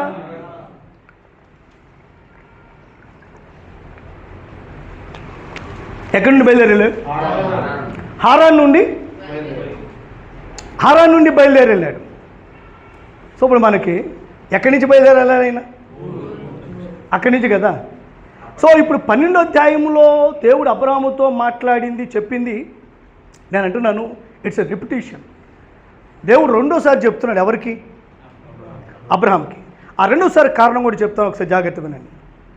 ఇంకో మాట మీకు చూసాను. మరి మొదటిసారి దేవుడికి పిలిచింది ఎక్కడ కనపడుతుందంటే 7:1 అపోస్తుల కార్యాలు తీయండి ఒకసారి. మెసపటోమియా. ఆ మాట కావాలి నాకు. అది కావాలి, ఊరు కావాలి, అన్నీ కావాలి. ప్రధాన యాజకుడు 7వ అధ్యాయము 1 చదవండి. రైట్, చదవండి. అపోస్తుల కార్యాలు 7. ఈ మాటలు నిజమేనా అని అందుకు స్టెఫెను చెప్పినదేమనగా, సహోదరులారా, తండ్రులారా, వినుడి. మన పితరుడైన అబ్రహాము హారానులో కాపురం ఉండగా మునుపు మెసొపొతామియాలో అక్కడ ఆగండి. హారానులో కాపురం ఉండక మునుపు మెసపటోమియా అంటే అర్థం ఏంటంటే నదుల మధ్య ప్రదేశం అని అర్థం. ఏం చెప్పండి? ఏంటి ఆ నదులు? టైగ్రిస్. ఆ నదుల మధ్య ఆ మెసపటోమియా పేరు. అంటే మెసపటోమియా అనేది అంటే నదుల మధ్య ప్రదేశం అని అర్థం. నదుల మధ్య లంక గ్రామాలు అంటే ఏంటి? దానికి ఒక పేరు ఉంటుంది. ఎడ్ల లంక, బొబ్బర లంక, పెసర లంక. కాకపోతే మనం ఏమంటాం? లంక గ్రామాలు అంటాం, నది ఒడ్డున. సో ఈ నది ఒడ్డు ప్రాంతాల వాళ్ళు మెసపటోమియా అంటారు. ఆ లంక గ్రామాలు అలాంటి పేరు అన్నమాట. అది ఏది? మెసపటోమియా అంటే నదుల మధ్య ప్రదేశం అని అర్థం. సో ఈ మెసపటోమియాలో బబులోను ఈ ప్రాంతం చెందినవాడు. సో మెసపటోమియాలో కాపురం, హారాన్లో కాపురం ఉండక మునుపు మెసపటోమియాలో ఉన్నప్పుడు మహిమగల దేవుడు అబ్రాహాముకు ప్రత్యక్షమై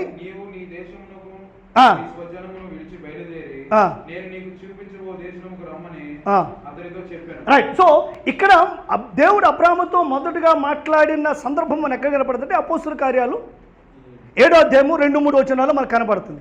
ఇక్కడ ఉన్నప్పుడు దేవుడు, మహిమగల దేవుడు అతను ప్రత్యక్షమై 12వ అధ్యాయంలో ఏం చెప్తున్నాడు అన్నాడు కదా. ఇక్కడ మాట్లాడారు. సో ఇక్కడ మాట్లాడిన తర్వాత ఇక్కడికి వచ్చారు. ఎక్కడికి వచ్చాడు? హారానికి వచ్చాడు. హారాన్లోకి వచ్చిన తర్వాత హారాన్లో ఇంచుమించుగా 12 సంవత్సరాలు ఉన్నాడు. ఎన్ని సంవత్సరాలు? 12 సంవత్సరాలు. హారాన్లో 12 సంవత్సరాలు ఉన్న తర్వాత అబ్రాహాంకి మంచి సెటిల్మెంట్ దొరికింది. ఎవరికి? మ్యాటర్ ఏంటంటే దేవుడు ఫైనలైజ్ చేయాల ఇదే అని చూపించే దేశానికి వాళ్ళు ఎక్కడ చూపించడానికి వచ్చాడు. అక్కడ ఆగిపోయాడు. ఎవరు? ఒక 12 సంవత్సరాలు అక్కడ ఉండాల్సి వచ్చింది. ఈ లోపుగా ఇల్లు కట్టుకున్నాడు. ఎవరు? అబ్రాహాము ఇల్లు కట్టుకున్నాడు. ఇక్కడ విగ్రహారాధికుడు మందలు సంపాదించింది ఇక్కడ. ఎక్కడ? ఇక్కడ మందల కాపర్లు ఎవరు మనకు కనపడరు. ఎక్కడ? సంప్రదాయబద్ధంగా ఎవరు మనకు కనపడరు. సో ఎక్కడ మందలని ఎక్కడ వచ్చినాయి? మందలు అక్కడ వచ్చినాయి. అందుకే దేవుడు అంటాడు నీ ఇల్లు విడిచిపోమ్మంటాడు. ఏమంటాడు? సరే, మ్యాటర్ ఏంటంటే ఇక్కడ ఇల్లు కట్టుకున్నాడు. అందరూ బ్యాచ్ అంతా ఇక్కడ తయారయ్యారు. అసలు డెవలప్మెంట్ అంతా ఇక్కడ వచ్చింది. అది గుర్తుపెట్టుకోవాలి. ఇక్కడ జస్ట్ ఫ్యామిలీ బయలుదేరారు.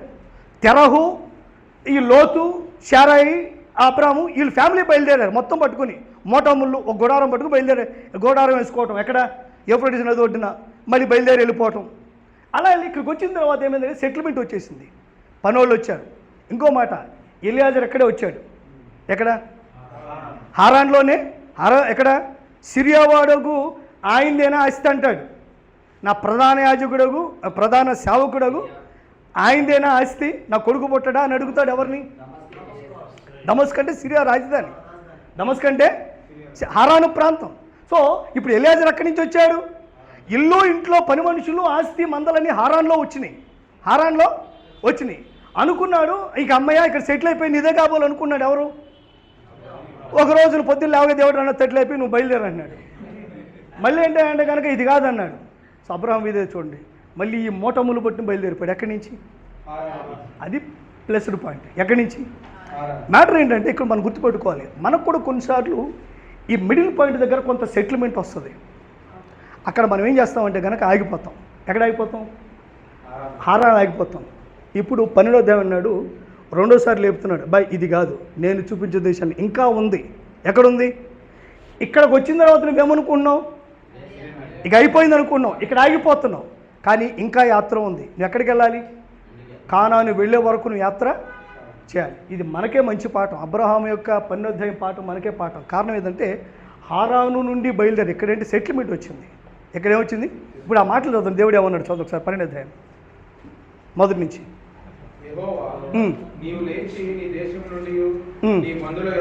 అక్కడ ఆగండి. ఎక్కడి నుంచి? నీ దేశం అంటున్నాడు. మరి ఆయన దేశం ఏది? హారాన్ కాదు. యాక్చువల్లీ ఇది దేశం. ఇక్కడ ఏమైపోయి సొంత దేశం అనుకున్నాడు, సెటిల్మెంట్ అనుకున్నాడు. నెక్స్ట్ నీ బంధువులే అతనండి అక్కడ బంధువులు వచ్చారు, ఎవరు? ఎలియాజరు. ఊరోళ్ళందరూ బావ బామ్మర్ది అంటున్నారు. ఎవరిని? అబ్రాహాముని ఏమంటున్నారు? బావా ఎవరు? అంత బంధుత్వం కలిపేసుకున్నాడు. ఎంత బంధుత్వం? అంత బంధుత్వం కలిపేసుకున్నాడు. చాలు చాలే బంధుత్వం అన్నాడు దేవుడు. మ్యాటర్ అది. నెక్స్ట్ చదవండి. నీ తండ్రి ఇంటి నుండి బయలుదేరి నేను నీకు చూపించి చేసుకున్నట్టు వెళ్ళుము. నిన్ను గొప్ప జనముగా చేసి నిన్ను ఆశీర్వదించి. ఇదేముందయ్యా ఊరకే, అసలు ఉంది కానాయాత ముందు వెళ్ళాలంటున్నాడు దేవుడు. సో అక్కడ చనిపోయింది అక్కడే. ఎక్కడ? అందుకే చెప్పాను ఇల్లు కట్టుకు సెటిల్మెంట్. మ్యాటర్ ఏంటంటే అబ్రాహాంకి ఇది కలిసి వచ్చింది. ఏది? వ్యాపారము, మందలు, లైవ్లీహుడ్ అన్నీ ఇక్కడ ఏర్పడినాయి. అందువల్ల ఏమనుకున్నాడు? సెటిల్ అయిపోయింది. ఆ సెటిల్మెంట్ చూసి కదలట్లా. మ్యాటర్ ఏంటంటే తెలియకే నిజంగా దేవుడు మళ్ళా లేపి ఇది కాదు ముందుకెళ్ళాలంటే వెళ్ళిపోతున్నాడు. మనకు ఆధారం ఏంటంటే 4వ వచనం ఒకసారి చూడండి. యెహోవా అతనికి చెప్పిన ప్రకారం అబ్రాహాము వెళ్ళెను. చెప్పిన ప్రకారం అబ్రహాము వెళ్ళెను. లోతు అతనితో కూడా వెళ్ళెను.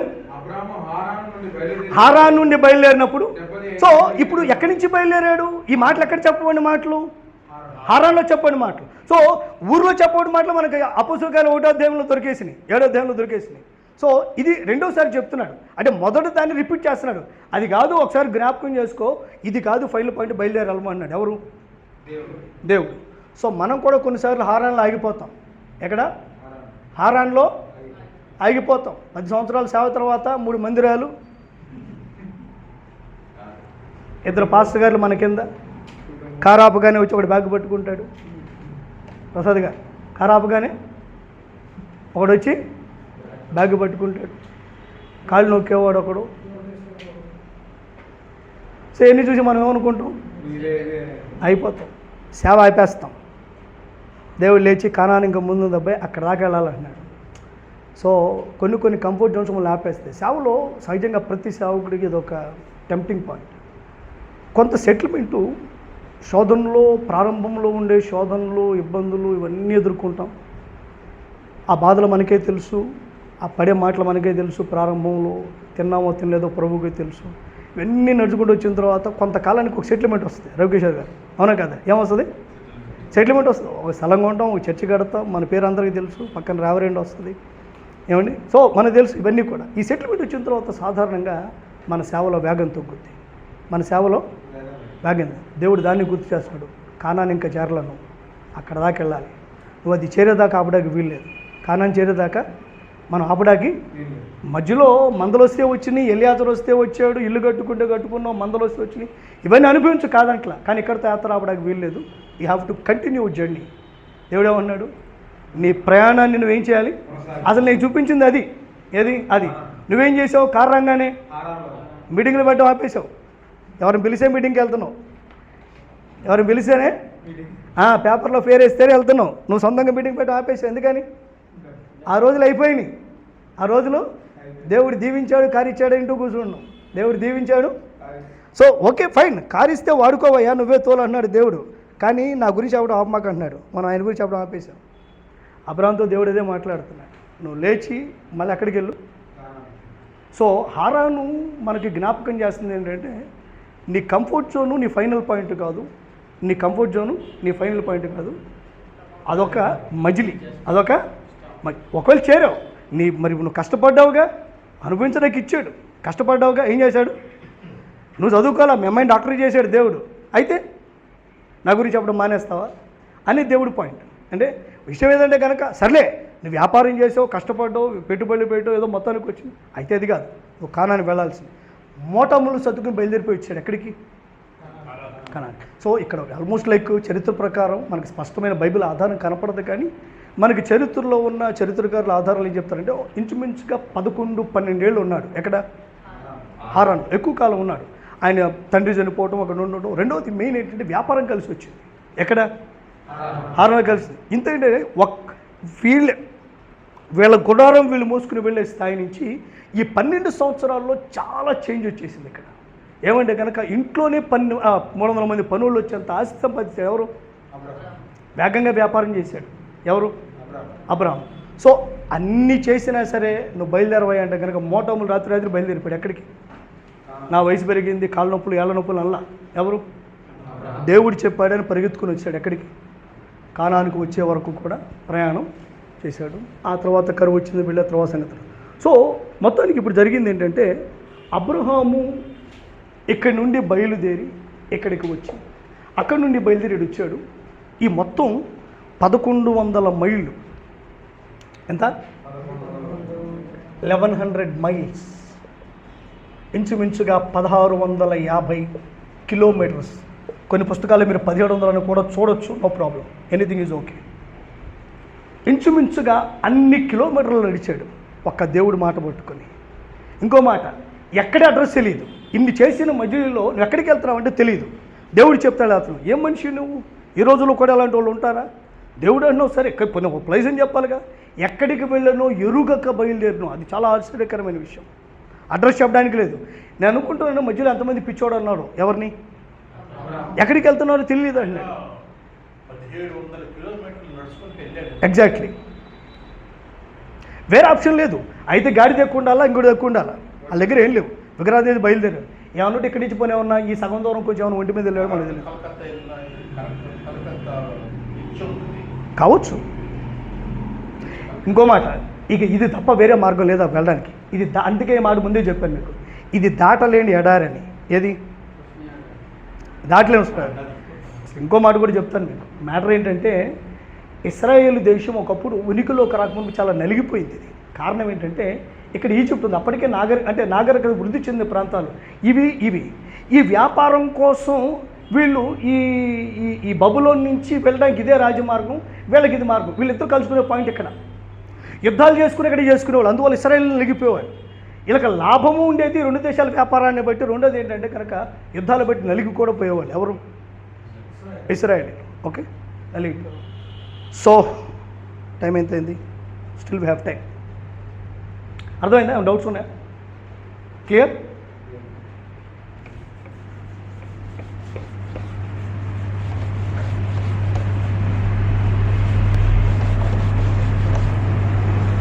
రైట్. ఇప్పుడు కొన్ని ప్రాంతాలు చెప్తాను, జాగ్రత్తగా వినాలి. సో మనము కనానీయులు అని వింటాం. ఏమంటాం? కనానీయులు అనే మాట మనం వింటాం. ఎందుకు ఆ పేరు వచ్చింది అంటే కానాను అనే పేరు వచ్చిన కారణమే అక్కడ కనానీయులు ఉంటారు కాబట్టి. ఎవరుంటారు కాబట్టి? ఈ కనానీయుల్లో మళ్ళీ జాతులు ఉంటారు. ఈ కనానీయుల్లో మళ్ళీ ఏముంటారు చెప్పండి? జాతులు ఉంటారు. కనానీయులు ఎవరు అంటే మైదానాల్లో ఉండి వ్యవసాయం చేసుకునేవారు. ఎవరు? మైదానాల్లో ఉండి వ్యవసాయం, లోయలు మైదానాల్లో నివాసం ఉంటారు. వారి దేవుళ్ళు వారికి ఉన్నారు. ఎవరి దేవుళ్ళు? కనానీయుల దేవుళ్ళు వాళ్ళకి ఉన్నారు. అమోరీయులు అని ఉంటారు మనకి బైబిల్లో. ఎవరాళ్ళు? అమోరీయులు ఉంటారు. ఈ అమోరీయులు కొండ ప్రాంతాల్లో నివాసం చేసేవాడు. కొండ ప్రాంతాల్లో నివాసం, వాళ్ళకు కూడా జాతులు ఉన్నారు. హిత్తీలు, అమోరీయులు, యబూసీలు, అమోరీయులు. అంటే కొండ ప్రాంతాల్లో ఉండేవారు అమోరీయులు. ఇప్పుడు మనకు ఈశాన్య రాష్ట్రాలు ఉన్నాయి, మణిపూరు, నాగాల్యాండ్. వాళ్ళు ఎక్కువ కొండల్లో ఉంటారు. వాళ్ళు ఎక్కడ? కొండల్లో ఉంటారు. ఇంకో మాట, ప్రస్తుతం మణిపూర్లో గొడవలు జరుగుతూ ఉన్నాయి కుకీస్కి. ఈ కుకీస్ ఎక్కువ కొండల ప్రాంతాల్లో ఉంటారు. ఎక్కడ ఉంటారు? అమోరీయులు కొండల ప్రాంతాల్లో. ఈ దేశంలో కొండల ప్రాంతాల్లో ఉండేవారిని అమోరీయులు అంటారు. మైదానాలు, లోయలు ప్రాంతాల్లో ఉండేవారినేమో కనానీయులు. ఉండడాన్ని బట్టి ఆ ప్రాంతాన్ని ఏమన్నారు? కనాను అన్నారు. ఏమన్నారు? కనాను. ఇదే దాన్ని పాలస్తీనా అని కూడా అన్నారు. ఏ ప్రాంతాన్ని? ఒక కాలంలో దాన్ని ఏమన్నారు? ఈ కనాన్ని పాలస్తీనా అని ఎందుకు అన్నారంటే ఫిలిస్టీన్ ఉంటారు కాబట్టి పాలస్తీనా అన్నారు. అది రీజన్ ఏం లేదు. ఏముంటారు కాబట్టి? భారతీయులు ఉన్నారు కాబట్టి మనం ఏమంటున్నాం అంటున్నట్లుగా ఫిలిస్టీన్లో కాబట్టి ఒక దశలో ఆ ప్రాంతాన్ని ఏమన్నారు అన్నారు. సో ఈ ప్రాంతం అంతా ఒకసారి మీకు ఒక స్వరూపాన్ని మీద చెప్తాను, జాగ్రత్తగా వినండి. ఇది ఇశ్రాయేలు దేశము. ఇది ఇశ్రాయేలు దేశము సుమారుగా ఎలా ఉంటుంది? ఇదేమో గలిలయ సముద్రము, ఇది మృత సముద్రం. ఇది గలిలయ సముద్రం, ఇది మృత సముద్రం. సో ఇక్కడ హెర్మోను పర్వతాలు ఉంటాయి. ఎక్కడ? హెర్మోను పర్వతాలు ఈ కార్నర్లో. నైరుతి అంటారు దీన్ని, ఉంటారు ఏమో నాకు ఐడియా లేదు. ఇప్పుడు ఇదేమో నార్త్, ఇదేమో ఈస్ట్. నార్త్ ఈస్ట్ని ఏమంటారు? ఈశాన్యం కరెక్టే, నైరుతి కాదు, ఈశాన్యం మూల. ఇక్కడ హెర్మోను పర్వతాలు ఉంటాయి. ఇవి మంచు పర్వతాలు. ఇవేంటిది? మంచు పర్వతాలు. యోర్దాను నది పుట్టుక ఇక్కడ. మీకు ఈ విషయం తెలుసని నేను అనుకుంటున్నాను. ప్రతి నది జన్మస్థానం ఎక్కడ? కొండే. ఏ నది అయినా కొండలోనే పుట్టుద్ది. ఏ నది అయినా, ప్రతి నది పుట్టుక కొండలు. సో మహాబలేశ్వర్ పశ్చిమ కనుమలు ఉంటాయి. మహాబలేశ్వర్లో కృష్ణానది పుట్టింది. కృష్ణానది మహాబలేశ్వర్లో. సో ఇంత దార పడుతూ ఉంటుంది కొండలో నుంచి. ఎంత దార? ఇంత దార వస్తూ ఉంటుంది, కంటిన్యూస్గా వస్తూ ఉంటుంది. అది ఎక్కడ? మన హంసల దీవులో కలుసు ఎండ్ అవుతుంది. అక్కడ స్టార్ట్ అయ్యి పూణే దగ్గర మహాబలేశ్వర్లో స్టార్ట్ అయిన ఆ ధార ప్రవహించుకుంటూ వచ్చి ఎక్కడ కలుస్తుంది? హంసల దీవులో బే ఆఫ్ బెంగాల్, బంగాళాఖాతంలో కలుస్తుంది. సో ప్రతి నది అలాగే ఇక్కడ దీని పుట్టుక. ఇంచుమించుగా ఈ మంచు కరిగి ఇదిగో గమనించండి ఇక్కడికి వస్తుంది. ఒక 40 కిలోమీటర్స్ ట్రావెల్ చేసి, థ్యాంక్ యూ, 40 కిలోమీటర్స్ కదా ట్రావెల్ చేసి ఇగో ఈ గలిలయ సముద్రం దగ్గరికి వస్తుంది. అక్కడి నుండి ఇక్కడి నుంచి స్టార్ట్ అయ్యి ఈ యొక్క మృత సముద్రంలోనికి వస్తుంది. ఏది? యోర్దాన్ నది. యోర్దాన్ నది ఇక్కడ పుడుతుంది. ఇక్కడి నుండి 40 మైల్స్, ఇక్కడ 80 మైళ్ళు. ఇది 104 కిలోమీటర్స్ అంటారు. ఎన్ని కిలోమీటర్లు? 104 కిలోమీటర్లు. ఎక్కడి నుంచి? గలిలయ సముద్రం నుండి మృత సముద్రం వరకు యోర్దాను నది పొడవెంత? 104 కిలోమీటర్లు. 104 కిలోమీటర్లు. సో యోర్దాను నది పరివాహక ప్రాంతాలన్నీ కూడా సస్యశ్యామలమైన ప్రాంతాలు. ఏవి? సో ఈ యోర్దాను నదిలో నుండి చీలిన పాయలే కేరీతు వాగు, ఎబ్బోకు రేవు. ఏలియా ఉన్నాడే, ఆ కేరీతు వాగు యోర్దాను నది పాయ.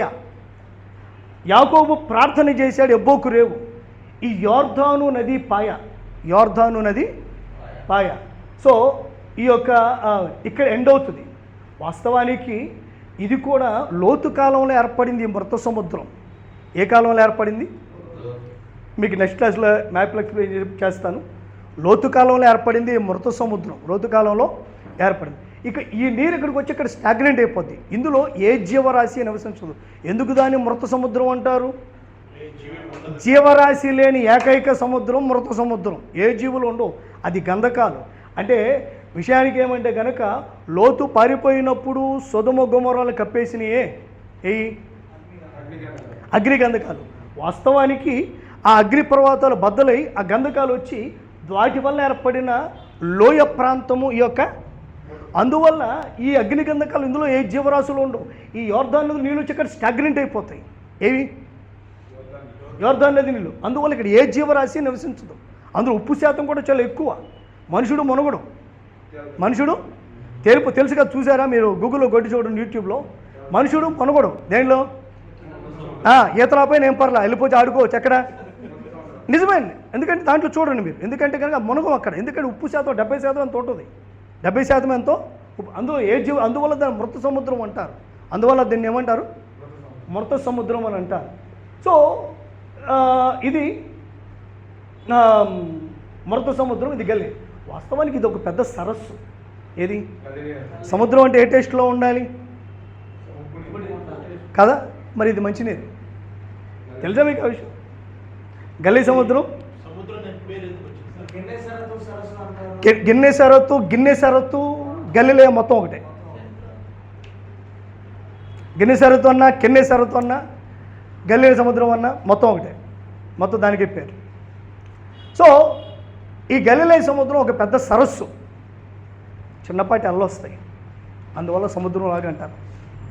అలల కారణం చేత సముద్రం అంటారు. దేన్ని? వాస్తవానికి మంచినీరు ఉంటుంది దాంట్లో. వాస్తవానికి రెండోది చిన్న చిన్న తుఫాన్లు కూడా వస్తాయి. దేంట్లో? గల్లీ సముద్రంలో చిన్న చిన్న తుఫాన్లు కూడా వస్తాయి. అందువల్ల ఆ కారణాలు చొప్పున ఆ లక్షణాలు బట్టి దీన్ని ఏమంటారు? రైట్. సో టైం మీద ఇంకొన్ని విషయాలు చెప్తాను. సో ఇప్పుడు ఇశ్రాయేల్ దేశం ఇది మృత సముద్రము, ఇదేమో గల్లీ సముద్రం.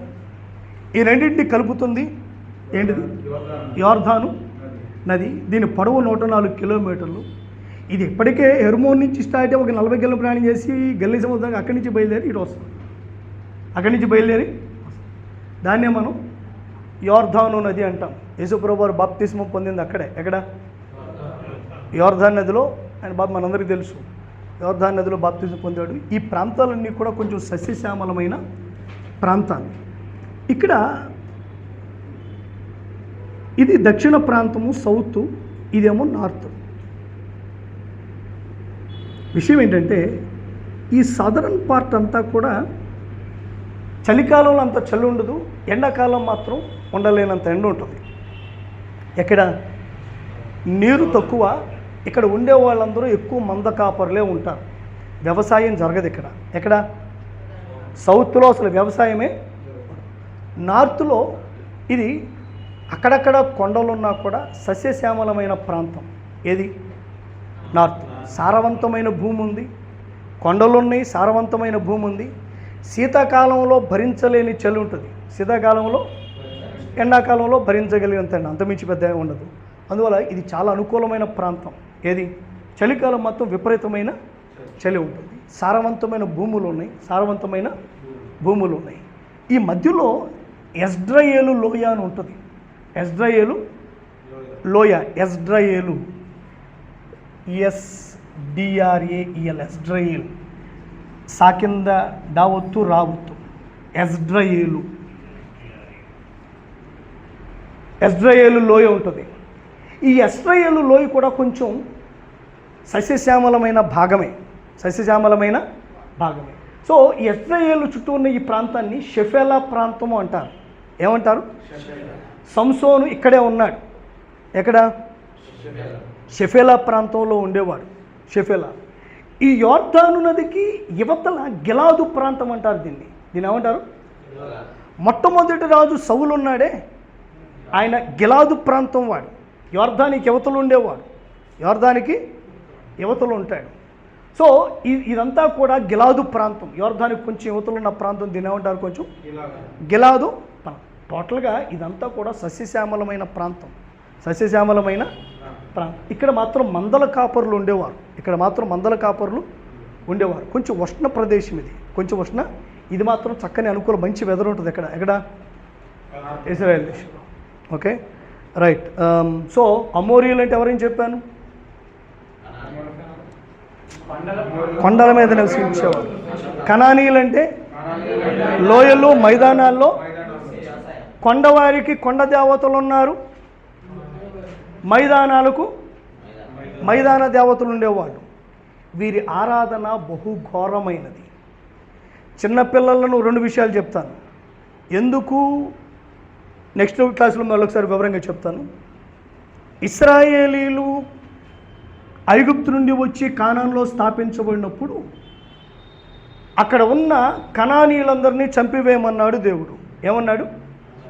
కనానీయులందరినీ చంపివేయమన్నాడు దేవుడు. ఎందుకు చంపివేయమన్నాడంటే అప్పటికి ఉన్న కనానీయులు, రెండవది అమోరీయులు విపరీతమైన పాపం చేసేవారు. ఏంటి ఆ పాపం అంటే, ఒకటి చిన్నపిల్లలను నరబలి ఇచ్చేవాళ్ళు. ఏం చేసేవాళ్ళు? నరబలి ఇచ్చేవాళ్ళు. రెండవది ఆ నరబలి ఇచ్చు సమయంలో విపరీతమైన వ్యభిచారం జరిగేది. విపరీతమైన. సో మానసిక కాలుష్యము, శారీరక కాలుష్యము విపరీతము అయిపోయింది. God wants to eradicate them. దేవుడు వాళ్ళు ఏం చేశాడు? దానికి కారణం కూడా చెప్తాను నెక్స్ట్ క్లాస్లో.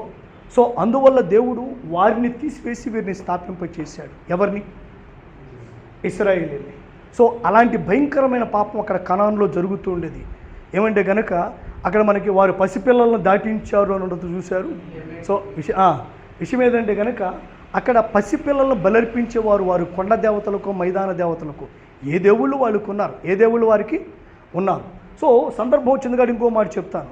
మనకు బయలు దేవత అష్టారోతు దేవత కనబడతాయి. ఏ దేవత? బయలు దేవత అష్టారోతు దేవత మనకు కనబడతాయి.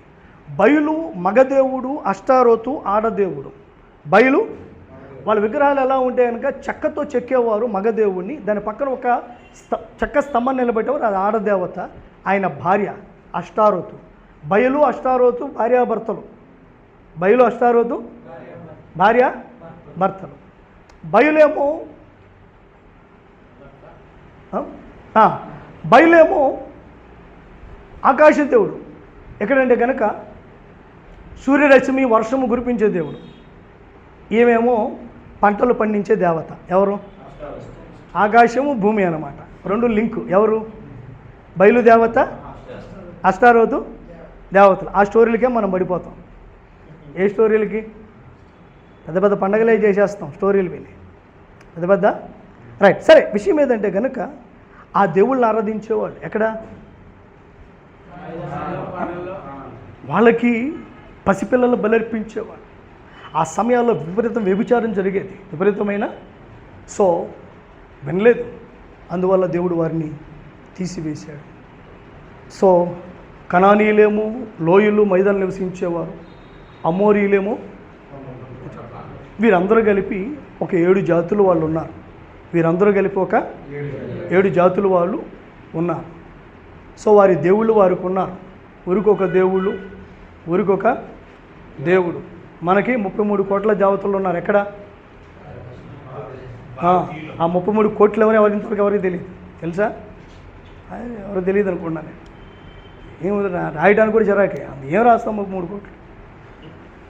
సరే, ఇక అలా ఉన్న పరిస్థితి. సో ఇశ్రాయేలీలు అలాంటి ఆ ప్రాంతం అలాగే ఉన్న ప్రాంతం. దేవుడు తన ప్రజలను తీసుకొచ్చి అక్కడ పెట్టాడు, తన చిత్తము తన ఉద్దేశం నెరవేర్చడానికి. ఎక్కడ?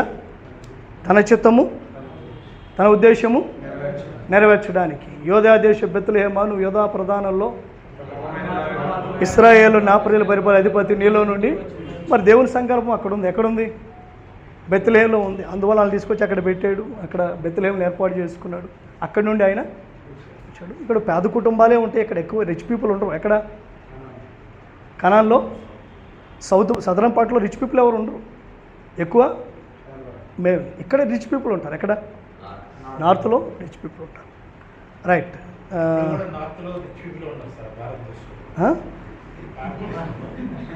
కరెక్ట్ ఉన్నారు. కానీ ఇట్లా మన వాళ్ళే.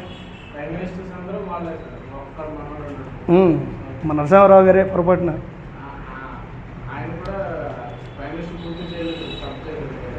ఎవరు? 5 years చేసాడు ఆయన. అంటే ఇప్పుడు ఈ బాబరీ మసీదు కొలగొట్టరు ఆయన టైంలో, కొంచెం అజిటేషన్స్ వచ్చినాయి. ఎవరు? బాబరీ మసీదు ఆయన టైంలో కొలగొట్టారు. ఎవరి టైంలో? పి నరసింహ టైంలో. 5 years చేశాడు.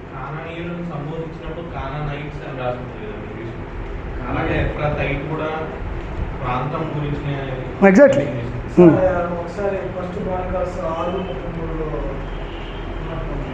ఏముంది చూడే ఉంది. రైట్. మీకు ఏదన్నా ఈరోజు లెసన్ డౌట్లు ఏమంటే అడగండి.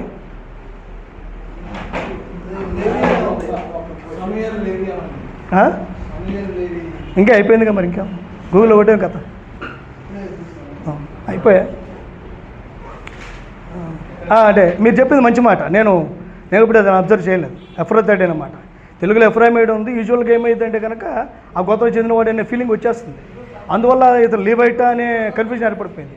ఎఫ్రాతైట్ అనగానే ఒక ఆధారం దొరికింది, ఓహో maybe this is the thing అని.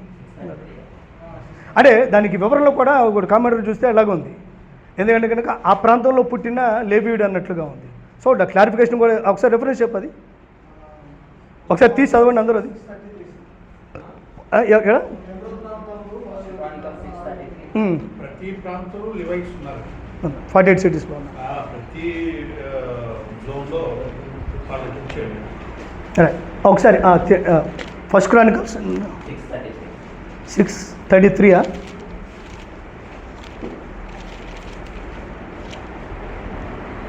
చదవండి. ఏముందాడా ఏదది? ఈ ప్రకారము తన కుమారులతో కలిసి కనిపెట్టేవారు కుమారులు. ఇతడు సమూయేలు కుమారుడు సమూయేలు ఎల్కానా పుట్టిన, ఎల్కానా యెహోరాము పుట్టిన. Exactly right. కహాతీలు, మెరారీలు, గెర్షోని వీళ్ళంతా వాళ్ళు.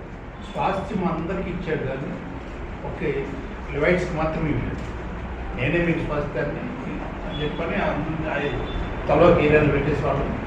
వాళ్ళు ఇచ్చేటువంటి కానుకలు వాటి మీద వీళ్ళు లాస్ట్ క్లాస్లో అదే మాట్లాడాం.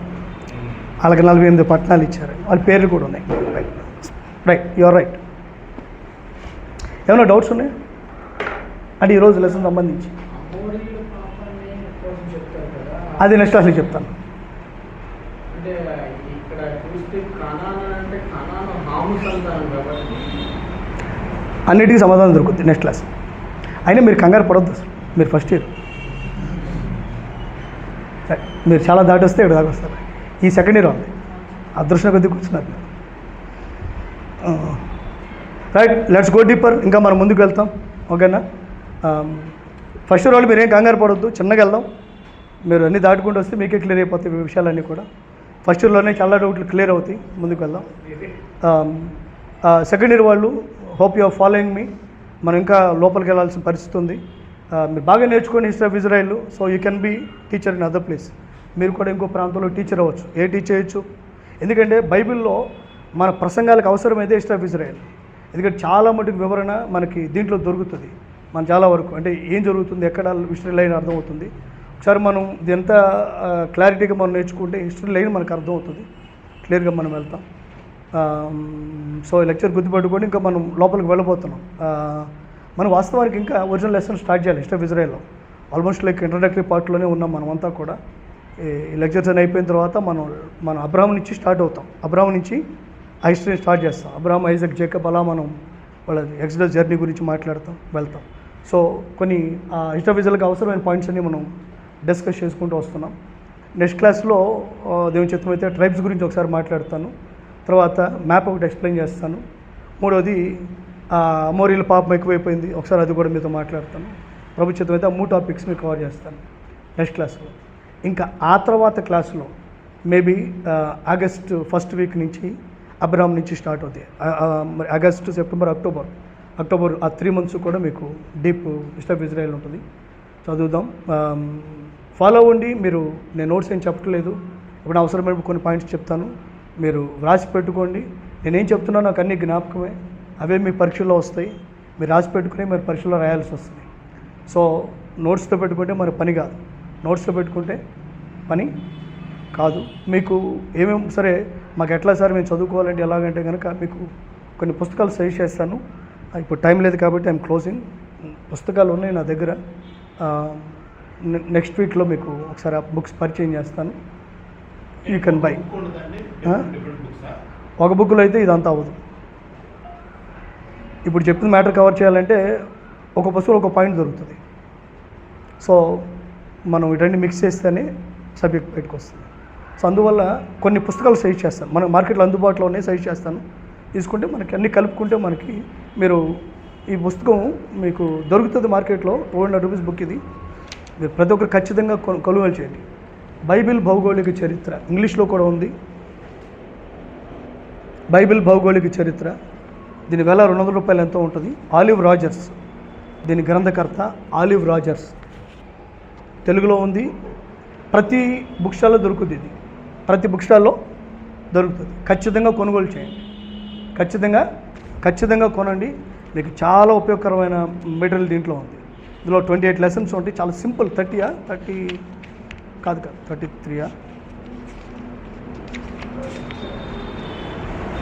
33 లెసన్స్ ఉన్నాయి, 33 పాఠాలు ఉన్నాయి. ప్రతిదీ చాలా సింపుల్గా మనకు అర్థమయ్యేటట్లుగా ఉంటాయి. చాలా useful book to understand the Bible. This book helps very much. చాలా బాగా ఉపయోగపడుతుంది మనకి. ఇది కొనుగోలు చేయండి మీరు. 200 రూపీస్ ఎంత ఉంది ఇప్పుడు చరిత్ర? ఇంతకుముందు తక్కువే, కానీ ఇప్పుడు ఎంత దీని వేళ రూపాయలు ఉంది ఈ బుక్. మరి ఇప్పుడు పెరిగినట్లు అనిపిస్తుంది నాకు. 100 రూపీసే మీరు ఇది కొనుగోలు చేసుకోండి, ఓకేనా? ప్రతి మార్కెట్లో ఉంటుంది, ఎక్కడైనా ఉంటుంది. మనకి ఇక్కడ మరణపేట 15th లైన్ 10th లైన్లో ఒక బుక్ స్టోర్ ఉంది. ఈ రోడ్ చివరికి వెళ్ళిపోతే ఆపోజిట్లో పోలీస్ స్టేషన్ ప్రక్కన ప్రభాత్ బుక్ స్టోర్ ఉంది, అక్కడ మనకి అవైలబుల్గా ఉంటాయి. గుంటూరులో ఇంకో 2 నాకు తెలిసిన బుక్ స్టాల్స్. ప్రకాష్ తెస్తూ ఉంటాడు, కూడా తీసుకోవచ్చు. బుక్ తీసుకోండి మీరు, ఓకేనా? మీకు చాలా ప్రయోజనకరంగా ఉంటుంది. రేట్ చేద్దామా? ఏం డౌట్స్ ఉన్నాయి? అయిపోయిందా? లేదు సంబంధించి ఓకే. నీ డౌట్ క్లియర్ అయిందా? మొన్న అడిగి ప్రార్థన. పరిశుద్ధుడా, ప్రేమ కలిగిన తండ్రి, మీకు వందనాలు. గొప్ప దేవుడు నాయన, మీ ప్రణాళిక మా పట్ల